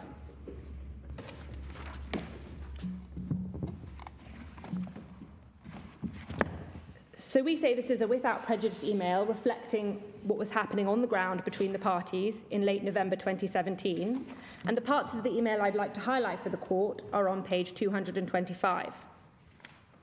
The first part is the second and third line down from the top, where Viterra says, "We propose to reinstate the original contracts with payments against copy documents. Once payment is received, Glencore would present original documents as per your instruction." The next part of this email I would like to highlight comes under the heading "Out of Port Cargo," 5 lines down, beginning full payment. Viterra says, "Full payment of both the 15,000 metric tons of peas and 21,000 metric tons of lentils to be received prior to releasing original documents." We say that this email clearly envisages that in late November 2017, Viterra still had the original documents and would only release them to Sharp against payment. While this could refer to the package of documents in the cash against documents mechanism that my learned leader showed you earlier, we say there is no commercial reason to think that the bill of lading would have been separated out from this package. The fourth indicator in the award that the bills were not given to the vessel is back one page earlier in the bundle at page 224, paragraph 3.31. This is an email sent by Sharp on the 23rd of November 2017. The context for this email is that Sharp had already been held in default on the 9th of November, but in the correspondence after default, it tended to act as if the contract might still be performed and kept alive. The lines I would like to highlight are the final two, where Sharp says, "If Glencore India can do the funding on yellow peas, in that case, we can pay the lentil docs early." Here, Sharp is saying they will pay against the lentil documents. That is, they still regarded this as a sale of documents where Viterra had the documents. I'm not sure when we court should even be in the territory that we're in here, which is not looking at findings made by the arbitrators, but looking at documents which they happen to have quoted, and then drawing inferences from those documents as to findings that they might have made but didn't. I mean, they just happen to have quoted this document in the award, but they're not then going on to make a finding about this issue at all on the basis of it. I would say we entirely accept that, but once you say it goes even further. I know that even if you were in that territory, then it doesn't justify the inference. But it's not beyond rational argument. Yes, we say that once you're in the territory of an inference having perhaps been wrongly made, and you need to look to the test of whether it's truly beyond rational argument, then you do end up looking at the minutiae of the award, which just goes to the policy reasons underlying the Arbitration Act and why this wasn't seen by Parliament as a desirable exercise to be engaging in. There's one final indicator that the bills weren't given to the vessel that I would like to highlight, and this is a matter of chronology in the awards. We know that on the 31st of May 2017, or around that date, the bills of lading were provided to Sharp's bank. I'd then like to show you an email dated Friday the 16th of June, which is at page 217, paragraph 3.13.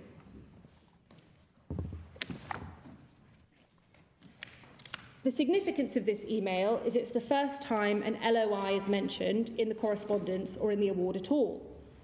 And Sharp refers to the fact that the RB layer will be discharged on LOI basis. We know that on the 31st of May or thereabouts, the documents were with Sharp's bank, and we also know that the vessel arrived at Mundra around the 19th of June and thereafter discharged. We say that in all the circumstances, this would be a very short period of time, only a handful of days, for the bills to make their way through the banking chain to Sharp to be presented to the vessel at Mundra. So those are the 5 parts of the award that we say would be inconsistent with an inference that the original bills were provided to the vessel. To my Lord's point, much of Sharp's case on this is the mirror image to what I've just shown you. They take points about the award that would be consistent with an inference that the bills were provided to the vessel. But we say that takes them nowhere. It just highlights the difficulties that occur when one tries to make inferences of fact from an award and engage with the minutiae of what was said. The reality is the question of whether the original bills were provided to the vessel at the point of discharge would be a very simple factual question if it were before the arbitrators, and it may not even have been debated between the parties. The exercise that we are now engaging in demonstrates why, under the Arbitration Act, this was not seen to be permissible. Turning then to the second factual finding that we say the Court of Appeal made, and this is at paragraph 35.1 of Viterra's written case in page 85 of the bundle.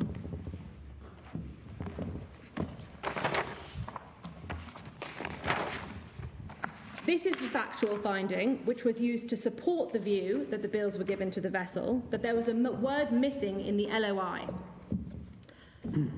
If I could take the court to the relevant part of the Court of Appeal's judgment where they set out the terms of the LOI, this is at page 90 of the electronic bundle. In fact, page 150, my apologies. Sorry, page 100? 150.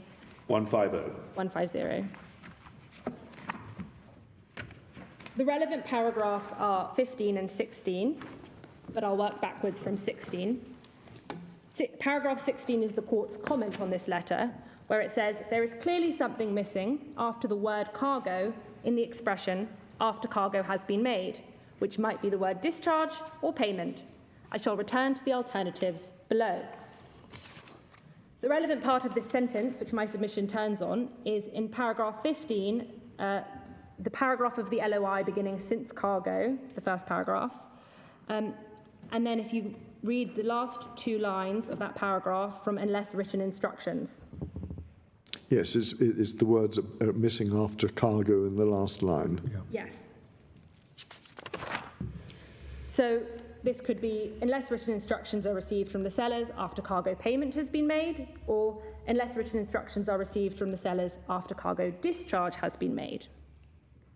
The Court of Appeal looked at inserting the word payment, but considered that this would imply Viterra still had the bills of lading after discharge.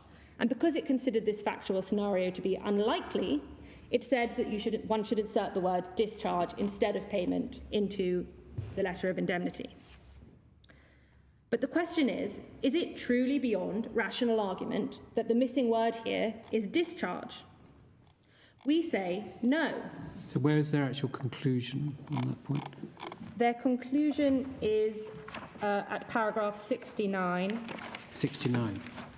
On page 163. If you read... Well, that speaks for itself, really. If it takes you that many paragraphs to decide what the missing word is, then it's not one that's an obvious typographical error, is it? In all fairness, I think this is the next time they return to this issue. Right. Yes, I mean, Still, they do spend a while discussing it. there's quite a lot in between relating to other matters. It's halfway down paragraph 69, beginning further, if the court would like to read that to themselves.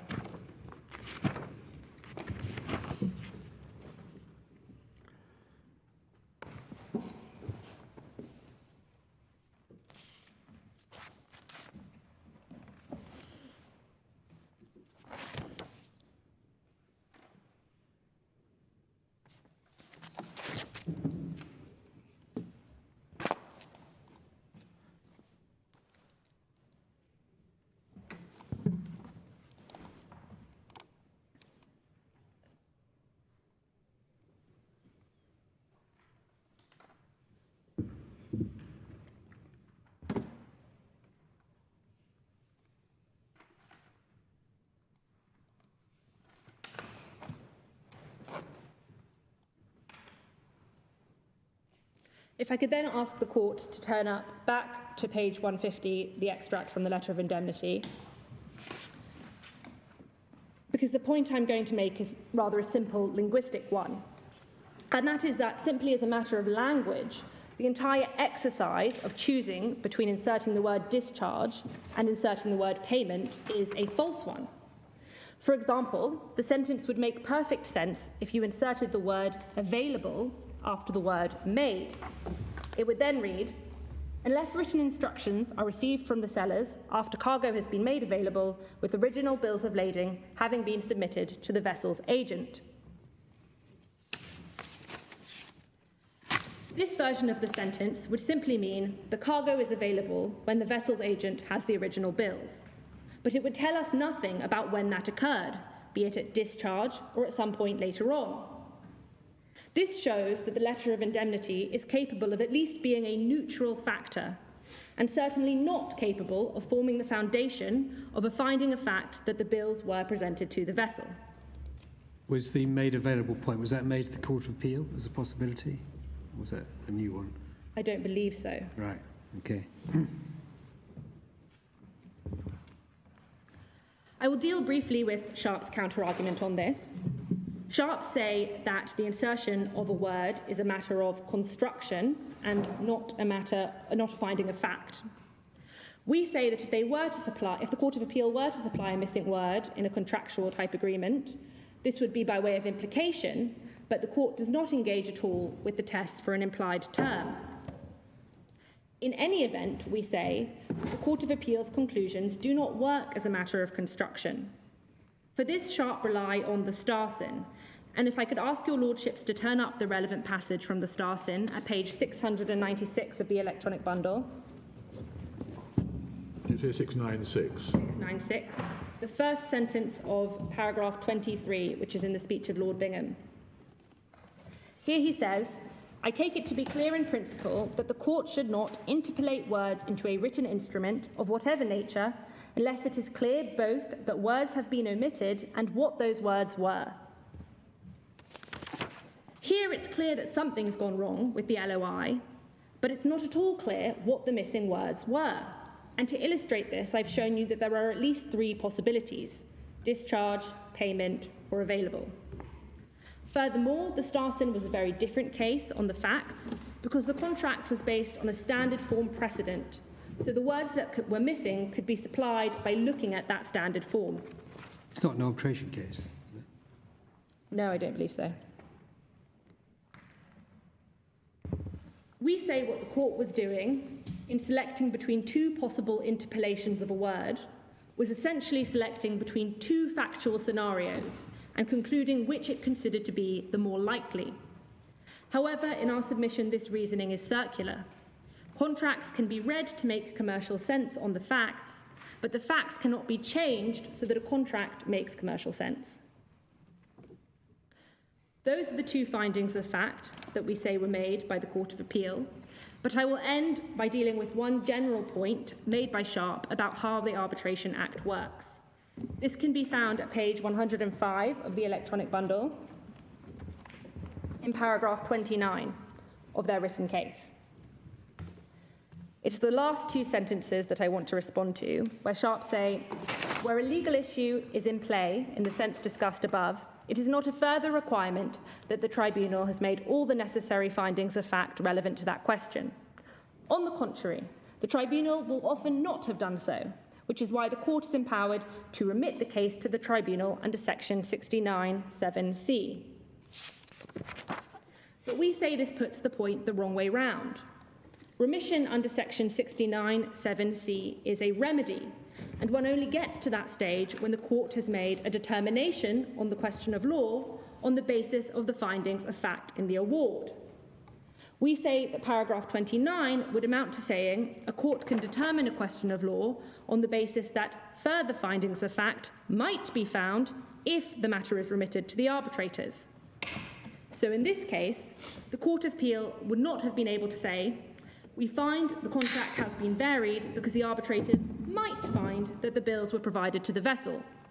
And it did not do this. It made its own findings that the bills were provided to the vessel, and we say that this was not permissible. Unless I can be of further assistance, those will be my submissions. Thank you very much.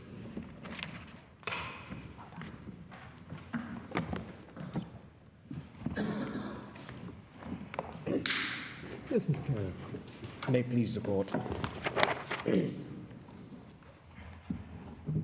I propose, because it's logically anterior, to commence with Sharp's cross-appeal, because if we're right on the construction of the default clause, all the questions and debate that we've had about changing the question do not arise. So I will first of all provide the court with a summary of our case, then set out the headings under which I proposed. So you're going to respond on the arbitration points after you've done the cross appeal? Or you're just giving up on it? Not at all, my lord. No, but you're saying that if you can get home in your cross appeal, that's good enough for you, and the appeal points, while they may be of general public importance, they won't stand in your way. My lord, let it not be suggested that I'm giving up anything. No. Logically, when one comes to determine how a contract is supposed to operate, one starts with the question of construction. And that is where I'm going to start. So Yes. we're going to start at the beginning, and we'll get to the end. But at the beginning, in my submission, logically, is the question of how subclause C falls to be construed and indeed operated. And that's why I propose... On the timetable, Yes. you were going to go last, but you're now proposing to cross-appeal and arbitration and then have Mr. Collins, or what? No, the timetable always was that this time that I have is to open my cross-appeal and to respond to my learned friend's appeal. Yes, you are... I am going last only to reply to my learned friend's response to this cross-appeal. Yes. Okay. Right. The generosity of the reply time had led us to think that it might be intended for something more. And it may be that I should tell your lordship, we will consider it overnight, but I had said to my learned friend that there may be some flexibility as to how much time I use. Yeah. We have decided to have 4.5 hours each. I suspect I may need an hour tomorrow, so I may take up more time addressing both our response to my learned friend's appeal and our cross-appeal. But I start with our cross-appeal, and I suspect I'll be doing that most of today. Yes. Just so your lordship knows the general timetable. So the immediate question, and the only question on the cross-appeal that is before this court,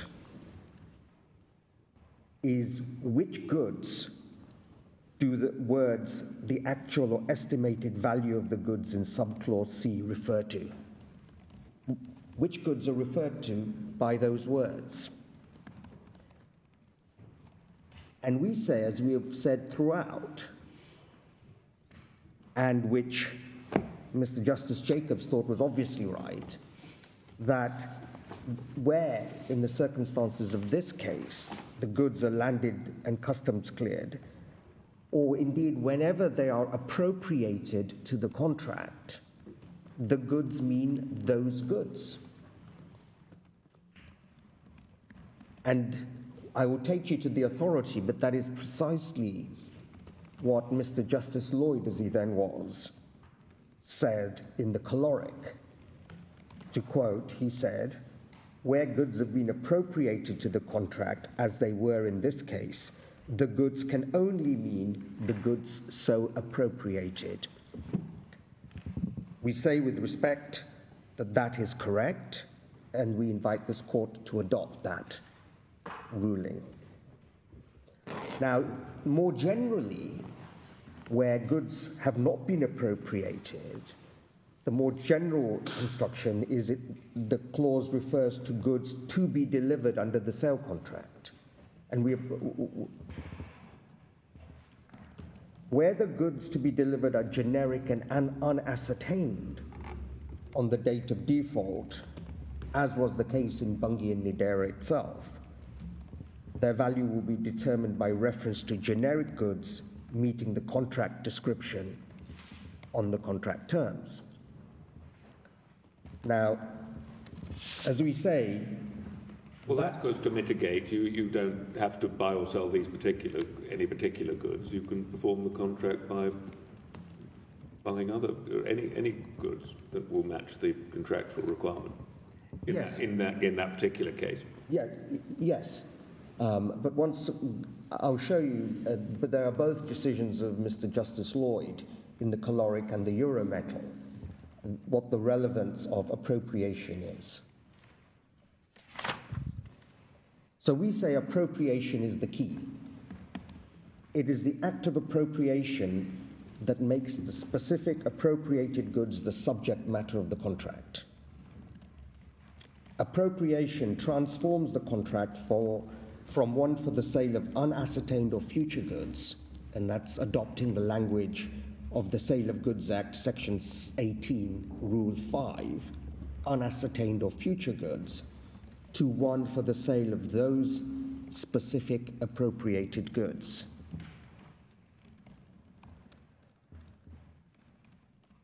That is, we say, the result of the law of the sale of goods generally, and it's the result of Clause 14G of the GAFTA Form 24 contract in this case. Therefore, after goods have been appropriated to the contract, the goods in subclause C naturally refer to those appropriated goods. which are the only subject matter of that contract. And it's the value of those goods on the date of default that obviously has to be determined under that subclause. Is this in dispute? Sorry, my lord? Is that in dispute? Yes, indeed, because if that were agreed, the appropriated goods are in Mundra. What my learned friend and what Viterra have said throughout is you don't look at these particular goods, you look at some hypothetical goods. And indeed, the way it was done is you look at hypothetical goods that are purchased on the date of default from Vancouver and then shipped from Vancouver to Mundra to arrive a month later. I think they're saying that's how you value these goods. Yes. That's how I understood that case to be. Yes, but To value these goods, which are in fact in Mundra, that you go through this exercise. indeed. That may be right or wrong, but it's not answered by saying that it's these goods that you're valuing. Well, it is when those goods have a particular value in that location, because you're obviously not valuing those goods. Well, the critical difference is that those goods are cleared goods, and the goods you're going to go and get from Canada are not cleared goods. Yes. I mean, that's what this is all about. Yes, absolutely. Yes, but it need not necessarily, I'll give you some hypotheticals, it need not necessarily be the effect of customs clearance. It could be. No, I'm just talking about this case. Yes, but let's assume that there was suddenly a very bad harvest in Gujarat, India, so all the local lentils had just perished. Well, prices can go up and down for all sorts of reasons. Indeed. It doesn't matter why they go up or down. It's just part of the bargain that you make when you enter into a contract. Well, my lord, that's one of the points I will be making in response to one of my learned friend's points. So I adopt gratefully what falls from your lordship, because my learned friend says that the increase in the value of the goods due to the fact that they were customs cleared was fortuitous, and therefore we should not have the benefit of that. So we accept that completely. I'm simply trying to explain that you are not valuing these goods if you are ignoring where those goods are actually situated or what their market value in that place is. And so hence I was trying to give an example of the market price of lentils having shot up because of a bad harvest. And then to say, oh, we're valuing these goods, where the price is 3 times the international market price because people can't wait for a month to eat. They need to eat today. And to say, oh, yes, but, yes, you just value it in Vancouver and effectively wait a month. And that is what the tribunal has done. Yes, and as I understand, your case is that subclause C is a way, in the context of your circumstances, of repeating, in a sense, Section 50, subsection 3 of the Sale of Goods Act, and you ask yourself, is there an available market for the goods in question? Yes. On the date of default? On the date of default. Yes. I will have some submissions on the common law, because there is a difference on that as well, because my learned friend says that the common law is in accordance with what the tribunal did here, and we say that is wrong. Yes. Usually the date of default, but if in the facts reasonable mitigation would take a few days or something, then you may take a different date. Yes. What you want to look and do is see what would the buyer, what would the seller in this situation reasonably do to mitigate their loss in this situation. Indeed, we adopt again. I adopt again what is. Yes, and the oddity is where there has been a default after the seller has delivered to the place to which he was contracted to deliver, where there's been a default and the seller is in a position of having to mitigate his loss. It's difficult to see what the relevance of the prior contract was. The seller is left with the goods where they are, and has to mitigate.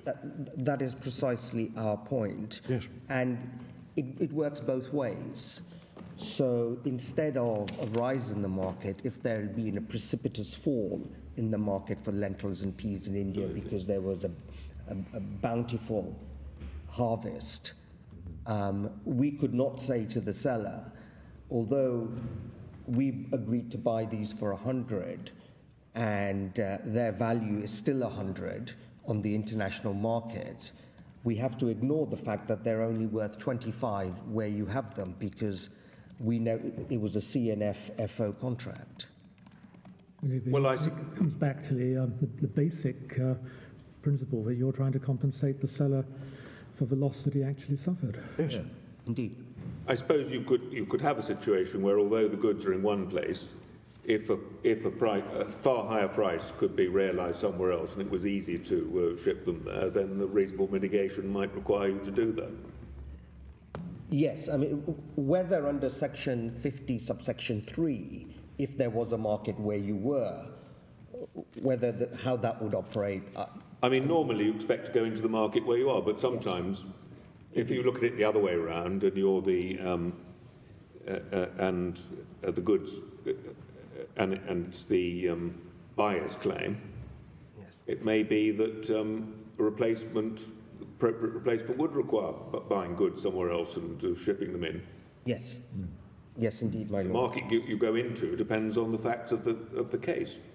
Exactly, and what the tribunal decided, and what my learned friends have argued throughout, is no, you replicate the original contract. And this is what the Court of Appeal has decided. You have to replicate the contract as it was on the date of the default. And so if my learned friend's appeal were to be allowed, then you would be left with replicating a purchase contract, CNF-FO, from Vancouver to Mundra, Yes. which is what the tribunal did. Well, Justice Jacobs thought it was obviously wrong. Yes. Yes. Yes. Unfortunately, the 4 judges I've been appearing before since then thought it was obviously right. But so what I propose to do is to take matters in the following 5 headings. Firstly, the applicable rules of construction. I will not belabor these points, I assure my lordships. This is not a tribunal to whom I need to explain rules of construction. The proper construction of Clause C, that is the meat and potatoes of my submissions. The application of subclause C to pre-appropriation defaults. Then the relevance of Bunge and Nidera, which has proved the nemesis of my argument in The both argument of the against courts it below. seems to focus on taking a few statements made in the context of Bunge and Viterra and then seeking to transpose them into the opposite situation as though they were some kind of mantra that had to be followed. Yes, indeed, that is exactly what we say has happened. And then finally, for completeness, I will address some of the common law points that my learned friends have made regarding how the sale of goods should operate. So, moving quickly on to the first of my headings, the principles of construction. As I said, I don't propose to deal very long with this. We refer to them and we cite them in paragraphs 83 and 84 of our written case, which is at page 123 of the electronic bundle.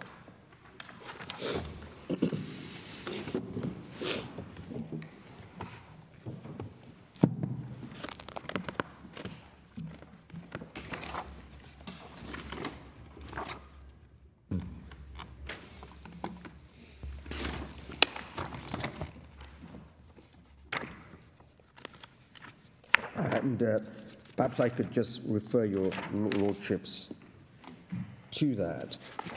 Obvious that the contract has to be construed as a whole, and at paragraph 84, we quote the passage from the only reasoned speech in Society of Lloyds and Robinson by Lord Steyne, which was cited with approval by this court in Rainy Sky, namely that a contract ought to be interpreted in a way which a reasonable commercial person would construe them, and the reasonable commercial person can safely be assumed to be unimpressed with technical interpretations and done undue emphasis on niceties of language.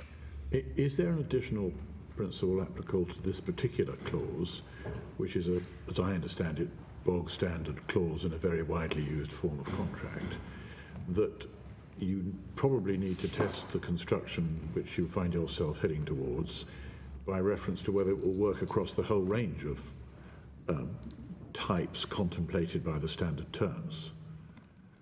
Yes, indeed. It is certainly, I think, established law that, for example, the factual background plays a very little role in construing standard terms, because they can be applied in a whole range of factual situations, and so your construction has to it's got to work across the board, is the way I would put it. And this is very much so with this default clause, because not only does it appear in contract number 24, it appears in tens. I think it's about, my learned friend will tell, my learned junior will look up, but I think it's about 60 or 70 other forms, GAFTA forms, having similar or identical wording. So it is important. And it would have to work in relation to all the sort of mainstream types of default to which the clause is applicable. Yes. Yeah.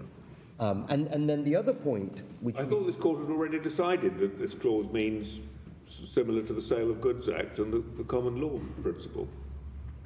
Well, certainly we argued before both courts that the common law favoured our position, and this is what the court had decided.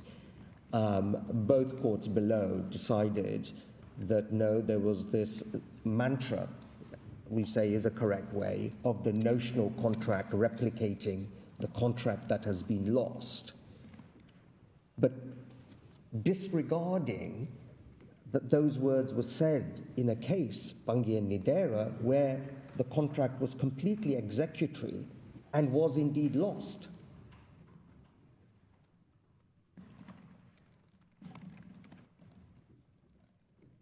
So I thought, perhaps we'll be coming to it, but I thought in Bungie and Nidera, the Supreme Court decided that this clause, the meaning of it, is essentially similar to the Sale of Goods and Act and Common Law. Yes. That, in a sense, doesn't take us much further between my learned friends and me and us, because they say the Sale of Goods also requires this type of valuation. So, and the common law? Yes, and the common law. And what I will seek to show your lordships is that the common law has, the Sale of Goods has codified the common law as it previously was. And the logic under the common law was, you look at the situation on the date of the breach, and you ask yourself, the seller, you give him the market value because that's where he can take his goods to sell them, or you give the innocent buyer, you calculate his damages based on the market value at the nearest market, because that's the market into which he can go and procure a substitute.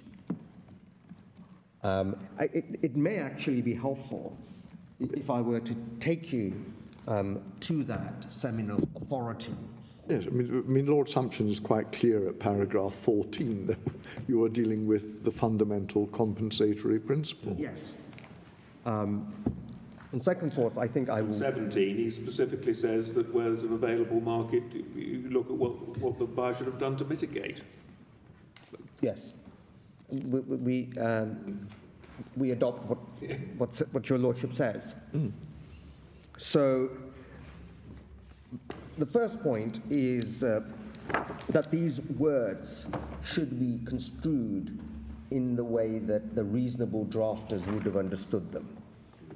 That you look at the reasonable drafters is clear from the judgments in Bungie and Nidera, both the judgment of Lord Sumption and that of Lord Toulson, and now the first point to bear in mind is that these contracts. So we're moving on from your principles of construction. Yes. Now on construing subclause C, are we? Sorry, not quite yet. Bear with me, I will find my position.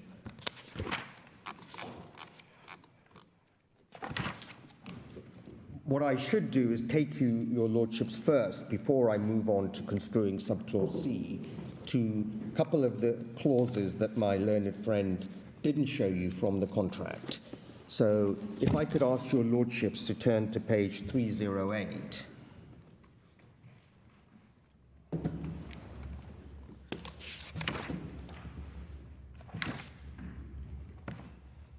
And this is, as you will have seen from page 306, this is the contract number 24. So this is the standard form GAFTA contract number 24. At page 308, we have the appropriation clause. At line 114, we have the heading appropriation. And then subclauses A and B deal with the issuance of the notice of appropriation. So subclause A says, notice of appropriation shall state the vessel's name and presumed weight shipped, the date or the presumed date of the bill of lading, and in the case of CNF, the port of shipment. And then notice of appropriation shall, within 8 consecutive days from the bills of lading, be served by or on behalf of the shipper direct on his buyers or the selling agent or brokers named in the contract. Now, the really important clause here is subclause G, which is at line 144. When a valid notice of appropriation has been received by buyers, it shall not be withdrawn except with their consent. So once specific goods have been appropriated to the contract, they're locked in. The contract is for the sale of those goods. And that is also the case at common law. And if I could, with apologies, ask your lordships to open the Respondent supplemental bundle. I apologize, this will be a separate PDF.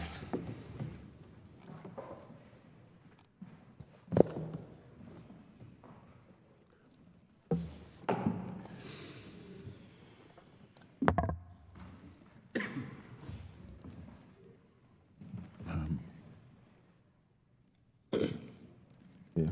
Yeah. If your lordships have that, Yep. then I would ask you to turn to page 11. This is the decision of the Court of Exchequer in Waite versus Baker. The dispute in this case was between the initial buyer of a quantity of goods and someone else that the seller sold to. And the whole question was whether property had passed under the first sale. So we don't need to go too much into the facts, but if I could ask your lordships to turn to page 14.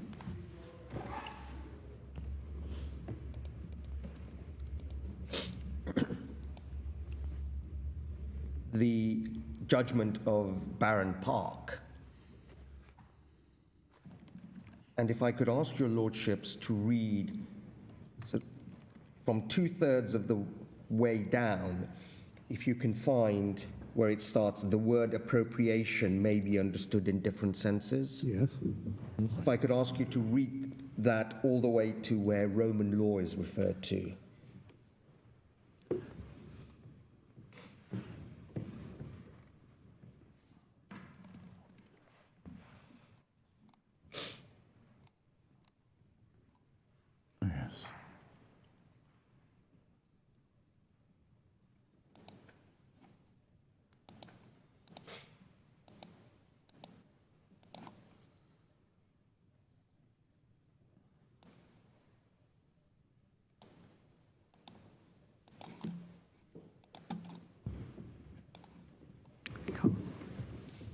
I should explain, the facts of this case were that the seller had shipped the goods of corn onto a vessel, but had the bill of lading naming him as the consignee. And instead of then selling to the initial buyer, he sold to another. And then if I could ask your lordships to turn to page 15, and it's 4 lines down, with the sentence starting, appropriation may also be used in another sense and is the one in which Mr. Butt uses it on the present occasion, viz. Where both parties agree upon the specific article in which the property is to pass, and nothing remains to be done in order to pass it. It is contended in this case that something of that sort subsequently took place. And this is the ruling. I must own that I think that delivery on board the vessel could not be an appropriation in that sense of the word. It is an appropriation in the first sense of the word only. The vendor has made his election to deliver those 500 quarters of corn. So once you've made the election, those goods are locked into the contract, and the contract is for the purchase, the sale and purchase of those goods and no other goods. And or the documents relating to the goods. Yes, yes, but in relation to those goods. And we've seen with clause 14G of the appropriation clause in the standard form that that's what clause 14G does. Is there a finding in the award that there was a notice of appropriation in this case? There is no finding but there was no requirement for there to be a finding of, but clearly the goods were appropriated. They were shipped onto the vessel. We have the notices, the emails saying when are you going to pay, when are you... Oh, I see. So you're saying there must have been... When are you going to pay, and also the addendum and the LOI all relate to these goods. So there of necessity has to be and must have been a notice of appropriation. But not in the sense in which Baron Park held there was appropriation there. In other words, property passing. No, well, in that case, Baron Park held that it wasn't appropriation in that sense. I beg your pardon. Right. He held that it was appropriation in the sense that we say that appropriation happened here is you converted a contract for unascertained goods to a contract for these goods. Mm-hmm. I mean, your point really is that it's never been a question of dispute that there was appropriation in this case. Mm. And the particular goods ended up in a warehouse in Mundra. Yes. I mean, central is appropriation to all this. If the position is that the buyer has defaulted, then at least from a point of view of common law, the departure from the position if the contract had been performed is that the seller's left with the goods and the buyer's left with the money. Yes. And the compensation for the seller starts out by saying, well, he must have his money, less the value of the goods. Yes. Yes. But if the goods are in his possession, well, that's the end of it, isn't it? Yes. My Lord, the relevance of all of this, and I apologize for belabouring this point, is because I'm meeting the Bungie and Nidera point, upon which, as I've said, I have lost twice. So. 4 judges have disagreed with you. Yes, indeed, my Lord. Yes. Yes, it's not really been approached in a sort of conventional sale of goods kind of way at all. Yes. You know, where your starting point is the contract price, and then the starting point is you're entitled to be paid the price. Yes. But you're under a duty to mitigate. Yes. And in the circumstances here, one might think you would mitigate by selling on the local market. Yes. That, as in the passages in the award that my learned friend showed you, that was also the argument before the GAFTA Appeal Board, and indeed below. So that is a convenient time, my lords. Yes, well, in that case, we'll adjourn and sit again at 2 o'clock.